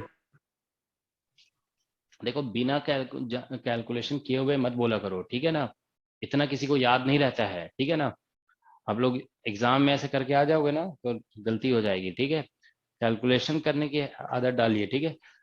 ये ज्योमेट्री है ना, ज्योमेट्री के क्वेश्चन को आपका पार्ट ए में भी आता है ज्योमेट्री, देखते हो ना, तो ये कैलकुलेट करके देख लो कितना आ रहा है, इसको देखो, ये सेंटर और कॉर्नर के बीच का डिस्टेंस है ये, ठीक है ना, this is distance between centre and corner, ठीक है। तो अगर कैलकुलेट करना है तो ऐसे कैलकुलेट करके देख लो, जैसे यहाँ पे देखिए ये फिगर है, तो हम ये भी, अगर ये R है तो ये भी R होगा, तो हम यहाँ से ऐसे देखेंगे तो देखो ये डिस्टेंस हमारा L/2 होगा, L/2, और ये जो है ना, ये एंगल हमारा 30 डिग्री हो जाएगा, दिस एंगल इज 30, तो यहाँ पे cos 30 अप्लाई करोगे ना, cos 30, तो L/2 और बाई H होगा, H is R, B/H, okay, तो cos 30 √3/2 लिखोगे तो 2 कैंसिल हो जाएगा, तो R इक्वल टू आ जाएगा L/√3, ठीक है ना, ये इसका आंसर होगा। तो इसमें फोर्स ऑन Q लिखोगे ना तो ये हो जाएगा K 2K Q into small q और डिवाइड बाय L/√3 का होल स्क्वायर, तो ये बेसिकली 6 हो जाएगा, तो 6K Q into capital Q और divide bye L square, that's the answer, okay, तो यही इसका आंसर होगा, ठीक है। तो ये इसका आंसर है, तो समझ गया, देखो हमने, आप देखो हमने force because of how many charges calculate किए, आप देख सकते हैं कितने चार्जेस से हमने फोर्स कैलकुलेट किए, 2 से, सिर्फ 2 चार्जेस से, ठीक है ना, मतलब एक चार्ज से, सॉरी 2 नहीं, एक चार्ज से, फोर्स तो Q पे तो निकाल ही रहे हैं, लेकिन हाँ, किसकी तो वो वजह से टेस्ट निकाले, चार्ज है। हाँ ठीक है ना, इस चार्ज से कैलकुलेट किया गया 2Q से, एक्चुअल में यहाँ पे 3 चार्जेस दिए हुए थे, so we did not calculate force because of 3 charges, we calculated force only because of 1 charge, है ना, एक चार्ज से सिर्फ फोर्स निकाला गया, ठीक है ना, तो ये कॉन्सेप्ट लगा दिया गया है ना कि ये 3Q का फोर्स यहाँ पे Q का 0 आ जाएगा, बचेगा सिर्फ -2Q, तो ये जो -Q था ना, उसकी जगह पे देखो हम एक चार्ज यहाँ पे Q था ना, तो यहाँ पे भी एक Q चार्ज रख दिए और फिर बिल्कुल क्लोज उसके -2Q रख दिए, तो कॉन्सेप्ट ये लग गया कि Q का 0 आ जाएगा, बचेगा सिर्फ -2Q का, ठीक है ना, तो इस तरीके से ये क्वेश्चन को आंसर किया जाता है, ठीक है ना, ठीक है, तो ये एक बेसिक कैलकुलेशन हो गया, ठीक है, कूलॉम्स लॉ से रिलेटेड, ठीक है। तो इसी तरह से क्वेश्चन जो है ना हेक्सागन वगैरह का भी पूछा जाता है, ठीक है ना, कि हेक्सागन में अगर मान लीजिए ऐसे क्वेश्चन पूछ दिए जाते हैं, ठीक है ना, कि अगर जैसे मान लीजिए देखिए ऐसा क्वेश्चन होता है, ठीक है, हेक्सागन का, कि ये हेक्सागन है, ये गेट एग्जाम में पूछा गया था ये क्वेश्चन, ठीक है ना, ये सपोज करो यहाँ पे Q है, यहाँ पे Q है, यहाँ पे Q है और यहाँ पे Q है, ठीक है ना, और यहाँ पे Q रखा हुआ है, ठीक है, और यहाँ पे मान लो स्मॉल q रखा है, तो अब हम फोर्स ऑन Q निकालना है, ठीक है, ये साइड मान लीजिए L है, तो हम लोग क्या करते हैं, देखो ऐसे केसेस में कि यहाँ पे चार्ज नहीं है ना, तो हम यहाँ पे प्लेस करते हैं एक चार्ज, यहाँ पे एक चार्ज मान लेते हैं, हाँ +Q, एक चार्ज मान लेंगे +Q है और एक चार्ज -Q है, 2 चार्जेस है यहाँ पे +Q और -Q, तो ये +Q सभी का मिलकर के 0 आ जाएगा, तो फिर यहाँ पे इक्विवेलेंटली या फिर आप ऐसे कहोगे कि यहाँ पे सिर्फ बचेगा एक चार्ज -Q, ठीक है, और यहाँ पे चार्ज बचेगा Q, तो इसका इक्विवेलेंट फिगर यही होगा कि सारे चार्ज का फोर्स 0 हो जाएगा Q का और बचेगा एक -Q, ठीक है ना, तो बस यहाँ पे ऐसे करके चाहे किसी भी पॉलीगन का हो आप ऐसा कर सकते हो, ठीक है ना, कि अगर एक मिसिंग चार्ज है ना तो वहाँ पे +Q -Q दोनों पुट कर दो, तो इसमें हेक्सागन में क्या होता है कि ये डिस्टेंस एल है ना, तो यहाँ से यहाँ तक का डिस्टेंस भी एल होता है, तो ये बेसिकली एल हो जाएगा। तो फोर्स ऑन क्यू फिर आप निकाल सकते हो, दैट विल बी के क्यू। ये डिस्टेंस एल है तो ये भी डिस्टेंस एल आता है हेक्सागन में, ठीक है ना, के क्यू और कैपिटल क्यू और डिवाइड बाय एल स्क्वायर हो जाएगा, दैट इज द फोर्स। तो देखो ये सारे क्वेश्चन जो थे ना, all this questions are related to a plane, मतलब एक ही प्लेन में है सारे चार्जेस। अब कुछ क्वेश्चन ऐसे होते हैं ना जो 3D व्यू से रिलेटेड होता है, मतलब चार्ज जो है ना अबव द प्लेन हो सकता है, मतलब 3D से रिलेटेड। तो हम देखो यहाँ पे थोड़ा एक दो क्वेश्चन 3D का, अभी तक कोई भी क्वेश्चन 3D का नहीं है, ध्यान रखोगे। All the charges are in same plane. हाँ बताइए सर, -q मोर देन 1 आए तो मतलब ऐसे ही करना होगा ना? हाँ ऐसे ही करना है सभी में, ठीक है ना। तो देखो क्या है, सम 3D के क्वेश्चंस भी हो सकते हैं, ठीक है। तो अभी तक सारे 2D के क्वेश्चन थे, all the charges were in the same plane, okay. अब 3D के क्वेश्चन ऐसे होते हैं, जैसे मान लीजिए कि ऐसा लिखा है कि ये ठीक है ना, जैसे मान लीजिए ये स्क्वायर है, ठीक है ना, ये क्यू है, ये क्यू और ये क्यू, ठीक है ना। अब यहाँ ये सेंटर है सी, ठीक है ना, इसका साइड मान लो कि एल दिया हुआ है, ठीक है। तो इसमें लिखा है ए फिफ्थ चार्ज क्यू, ठीक है, इज प्लेस्ड अबव सेंटर, ठीक है, एट परपेंडिकुलर डिस्टेंस, ठीक है ना, a/√2 फ्रॉम, सॉरी l/√2 कर दो, ये l लिखा हुआ था ना, l/√2 from plane of square, ठीक है। Question is calculate force on fifth charge.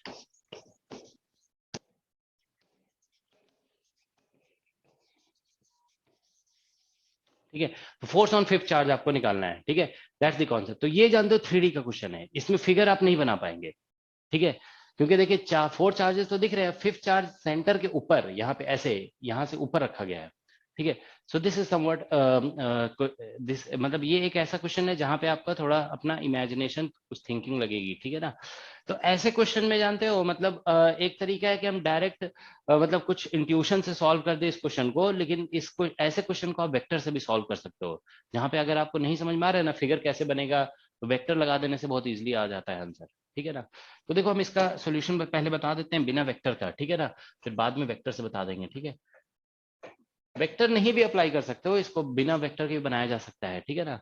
तो ये जैसे सेंटर है, हम इसमें जो है ना नेमिंग कर देते हैं, सपोज ये फर्स्ट चार्ज है, सेकंड चार्ज है, ये थर्ड चार्ज है और ये फोर्थ चार्ज है, ठीक है ना, ये सेंटर है, ठीक है ना। तो फिफ्थ चार्ज जो है ना वो सेंटर के ऊपर है, ऐसे a/√2 डिस्टेंस पे, l/√2 डिस्टेंस पे, ठीक है ना, ऐसे ऊपर रखा हुआ है, ठीक है। तो अब देखिए जो फिफ्थ चार्ज का पोजीशन है, अगर आप ऐसे सोचिए कि हम अगर एक लाइन यहाँ से ऐसे सेंटर से इसको ड्रॉ करते हैं और यहाँ से एक लाइन ड्रॉ करते हैं ऐसे, तो अब बताइए कि सेंटर ऑफ फिफ्थ चार्ज को जो लाइन कनेक्ट कर रहा होगा वो 1,3 लाइन पे परपेंडिकुलर होगा कि नहीं होगा, बताइए। विल इट बी, ये जो सेंटर से फिफ्थ चार्ज का पोजीशन वाला लाइन है वो इस पे परपेंडिकुलर दिखेगा हमें, will it be? Yes sir. हाँ, तो इस जानते हो, तो आपको ध्यान रखना है ये 3D के क्वेश्चन को सॉल्व करने का तरीका है, ठीक है ना। कंसीडर 2 डायगोनल चार्जेस, आपको डायगोनल चार्जेस कंसीडर करने होंगे, ठीक है ना, मतलब डायगोनली अपोजिट चार्जेस जो है ना वो कंसीडर करना होगा, ठीक है ना। तो मतलब लैंग्वेज आप समझ जाओगे हम बोलना क्या चाह रहे हैं, तो मतलब ऐसे करना होगा। देखो यहाँ पे ये 1 और 3 को कंसीडर करोगे, अब बीच में ये C आ गया, अब C के परपेंडिकुलर जो है ना यहाँ पे फिफ्थ चार्ज है, ऐसा है, ठीक है ना। ये है फिगर बेसिकली इसका, फिफ्थ चार्ज जो है ना इसके ऊपर होगा यहाँ पे, तो यहाँ पे चार्ज Q है, यहाँ पे Q है और यहाँ पे भी चार्ज Q है। तो अब ये चार्ज देखिए, इसमें इन दोनों के बीच में ऐसे रिपल्शन होगा ऐसे इधर, और इन दोनों चार्ज में ऐसे रिपल्शन होगा, ठीक है ना। तो ये डिस्टेंस आप देखिए दिस डिस्टेंस इज l/√2, और ये डिस्टेंस कितना होगा, 1 और C के बीच में डिस्टेंस कितना है, what is distance between 1 and C, बताइए। l/√2। हाँ l/√2 ये भी आएगा ना, दिस इज ऑल्सो l/√2, ठीक है ना, क्योंकि √2l पूरा साइड डायगोनल और रूट इतना होता है ना √2l, और उसको 2 से डिवाइड कर दो तो ये आ जाएगा L/√2, ठीक है ना। तो ये L/√2 है, तो यहाँ से ये डिस्टेंस दिस पाइथागोरस से ये निकालोगे ना, this square plus this square, तो ये L निकल जाएगा। तो क्यों जो फर्स्ट चार्ज है ना उससे फिफ्थ चार्ज ऊपर में यहाँ रखा हुआ है, इसका ऐसे डिस्टेंस निकालोगे ना तो ये बेसिकली L निकल रहा है। तो वो फिगर बनाने की जरूरत नहीं है, आप ऐसे डायगोनल चार्ज 3D के क्वेश्चन में ध्यान रखो, ऐसा ही करते हैं हम लोग स्क्वायर वाले में, डायगोनली अपोजिट चार्ज को कंसीडर करते हैं। तो अब आप बताइए इस फिगर में, in this figure force on Q देखिए, जैसे इस पे निकालोगे ना फोर्स, तो इधर से आप देखिए इन दोनों के बीच में डिस्टेंस इतना है, तो ये फोर्स निकलेगा KQ² / L², और ये निकल जाएगा KQ² अपॉन L², ठीक है ना। और यहाँ से ये एंगल कितना है, व्हाट इज दिस एंगल, ये एंगल 90 डिग्री निकलेगा, क्योंकि देखो ये साइड और ये साइड इक्वल है ना, तो ये एंगल आपका 45 डिग्री निकल रहा है, ये 45, ये भी 45, तो उसके अपोजिट में ये 45 90 हो गया, ये भी 90 निकलेगा, ठीक है ना। तो अब हम यहाँ पे रिजल्टेंट फोर्स निकालेंगे ना, देखो रिजल्टेंट, तो यहाँ पे फोर्स ऑन ऐसे लिख दो आप, fifth charge because of first and third, ऐसे लिख देते हैं, ठीक है। देखो 1 और 3 से, मतलब आप समझ जाओगे, यहाँ पे 5 1 3 लिखने का मतलब हो गया force on fifth because of 1 and third. तो ये लिखेंगे तो 2, और हम फॉर्मूला यूज कर रहे हैं, ध्यान रखो, रिजॉल्व करना है रिजॉल्व करो, लेकिन हम फॉर्मूला यूज कर रहे हैं 2a means equal vector, so that is KQ² upon L², और इंटू cos θ/2 करोगे तो 45 आ जाएगा, 90/2, ठीक है ना, क्योंकि 90 है ना, तो अगर लिखना चाहते हो आप तो ऐसे लिख दो 90/2, तो cos 45 हो जाएगा। तो cos 45 1/√2, √2 से कैंसिल हो जाएगा, तो ये 2KQ² अपॉन L², ऐसा हो गया, ठीक है। और इसका डायरेक्शन जो होगा ना वो इधर होगा, देखो ऐसे, ये ऊपर की तरफ, क्योंकि एक वेक्टर इधर एक वेक्टर इधर है, तो दोनों का रिजल्टेंट इधर हो जाएगा। ये फोर्स ऑन फिफ्थ चार्ज है because of first and third, ठीक है ना। उसी तरीके से आप इसको कंसीडर करोगे ना, देखो यहाँ पे जब आप कंसीडर करेंगे डायगोनल 2 एंड डायगोनल 4, 2 और 4 कंसीडर करोगे, ये सेंटर इसके भी बीच में आएगा, और ये फिफ्थ चार्ज यहाँ पे है, तो इससे फोर्स निकालोगे ना, force on fifth charge because of second and fourth, तो ये भी इधर ही निकलेगा, दोनों का डायरेक्शन सेम होगा, ठीक है ना। तो ये ऐसे निकल जाएंगे, दोनों का डायरेक्शन सेम होगा, तो इसीलिए जो है ना हम लोग यहाँ पे नेट फोर्स ऑन क्यू निकालेंगे ना, तो इन दोनों का ऐड हो जाएगा, मतलब force on fifth because of first and third plus force on fifth because of second and fourth, तो बस, ठीक है। तो इसका वैल्यू भी इतना ही निकलेगा, फोर्स, क्योंकि दोनों फिगर आइडेंटिकल है ना, force on fifth because of second and fourth will also be √2 KQ² upon L²,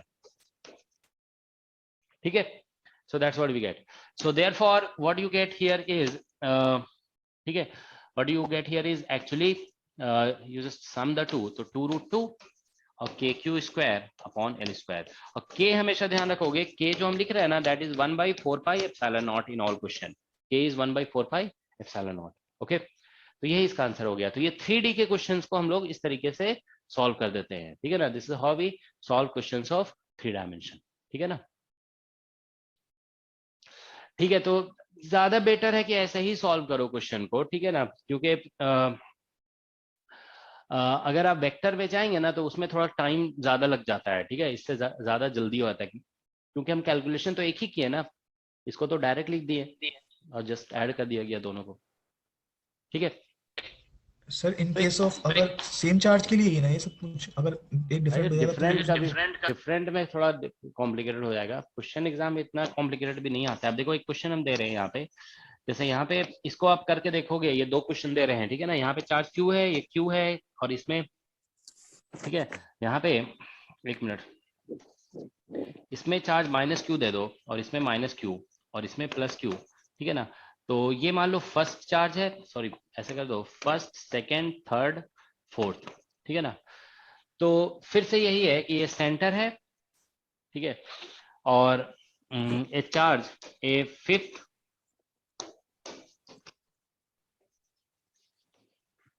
charge Q is above center at distance, कुछ भी लिख देते हैं D, ठीक है। So question is find force on Q, तो ये एक क्वेश्चन है, ठीक है ना। और एक क्वेश्चन और दे रहे हैं, इसको आप, ये एक होमवर्क क्वेश्चन है, ठीक है ना, और एक और होमवर्क क्वेश्चन है, इसको आप लोग कर लोगे, ठीक है ना। देखो नहीं बनेगा तो बताओगे हमें नेक्स्ट क्लास में, ठीक है। देखो यहाँ पे ऐसा है, ठीक है, यहाँ पे चार्ज -Q है, और यहाँ पे भी -Q है, और ये +Q है, और ये प्लस क्यू है। इसमें देखो दोनों diagonally opposite charge minus Q है, यहाँ पे साइड वाइज जो है ना वो माइनस क्यू है, ठीक है, थोड़ा सा डिफरेंस है, ठीक है। तो फर्स्ट, सेकेंड, थर्ड, फोर्थ, ठीक है, ये सेंटर है।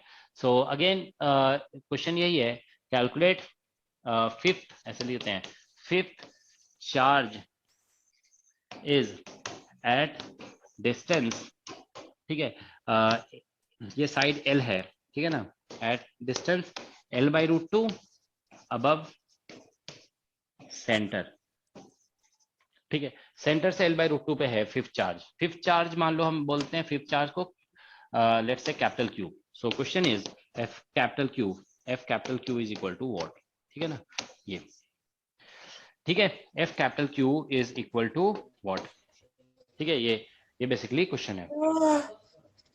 फिफ्थ चार्ज पे हमें फोर्स निकालना है, ठीक है। तो ये सर क्वेश्चन आप वेक्टर का भी मेथड करा दीजिए। वो वेक्टर हम करा देंगे नेक्स्ट क्लास में, ठीक है ना। तो ये आप लोग अभी जितना सीखे हो ना उसी को अप्लाई, जानते हो क्या होता है, हम आपको बता रहे हैं, आप देखो इस डिजायर तो सभी के अंदर है कि हम बहुत कुछ सीख लें, लेकिन जानते हो क्या होता है कि लास्ट में सब मेसअप हो जाता है ना, फिर वो सीख तो लोगे आप अभी बड़ा मजा आएगा कि हाँ हम सीख रहे हैं कुछ, ठीक है ना। बात ये है कि आप एग्जाम में कितना उसको यूज कर पा रहे हैं, ये ज्यादा इंपॉर्टेंट है, ठीक है। तो अगर आप इस चीज को सीख जाते हो ना, आप समझ जाते हो, तो आप इतना ही से खुश रहो, ठीक है ना। वेक्टर करने के बाद वो यूज नहीं होगा ना एग्जाम में, तो हम उसको नहीं भी कर सकते हैं यू अप्लाई, ठीक है।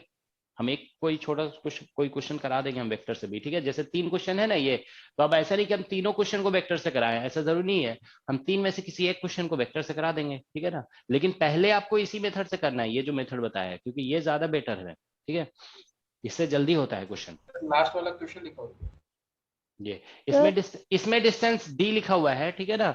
इसमें डिस्टेंस कुछ भी हो सकता है, सॉरी इसमें distance d can be anything, okay. Here distance is L/√2, ठीक है। हाँ बताइए, साइड कितना है सर? क्या कह रहे हो? साइड का लेंथ L दिया हुआ है ना, इसमें भी L मान लोगे, ठीक है ना, इसमें भी L है, ठीक है। तो इसको ट्राई करोगे। सुनो अभी हम स्टॉप कर रहे हैं, ठीक है ना, नेक्स्ट क्लास में फिर हम लोग आगे प्रोसीड करेंगे। तो फोर्स से रिलेटेड बेसिक क्वेश्चंस करा दिए आप लोग। असाइनमेंट हम अपलोड कर देंगे आज क्लास इसमें, इसमें आप लोग को हार्ड कॉपी भी मिला है ना स्टडी मटेरियल का, उसमें भी देखोगे असाइनमेंट दिया होगा, उसके क्वेश्चन अटेम्प्ट कर लोगे आप लोग, ठीक है। सर अब EMT चलेगा, क्वांटम नहीं? नहीं तो बताए तो आप लोगों को कि 2 दिन 3 दिन के बाद क्वांटम स्टार्ट करेंगे। थोड़ा सा जो है ना वो वेक्टर अलजेब्रा हम उनको पढ़ा देते हैं, ठीक है, आप लोग को भी उसी के साथ मिक्स करके पढ़ा देंगे वेक्टर अलजेब्रा, फिर 3 दिन के बाद क्वांटम स्टार्ट कर देंगे, ठीक है। ओके आज 3 से 5 क्लास नहीं है ना?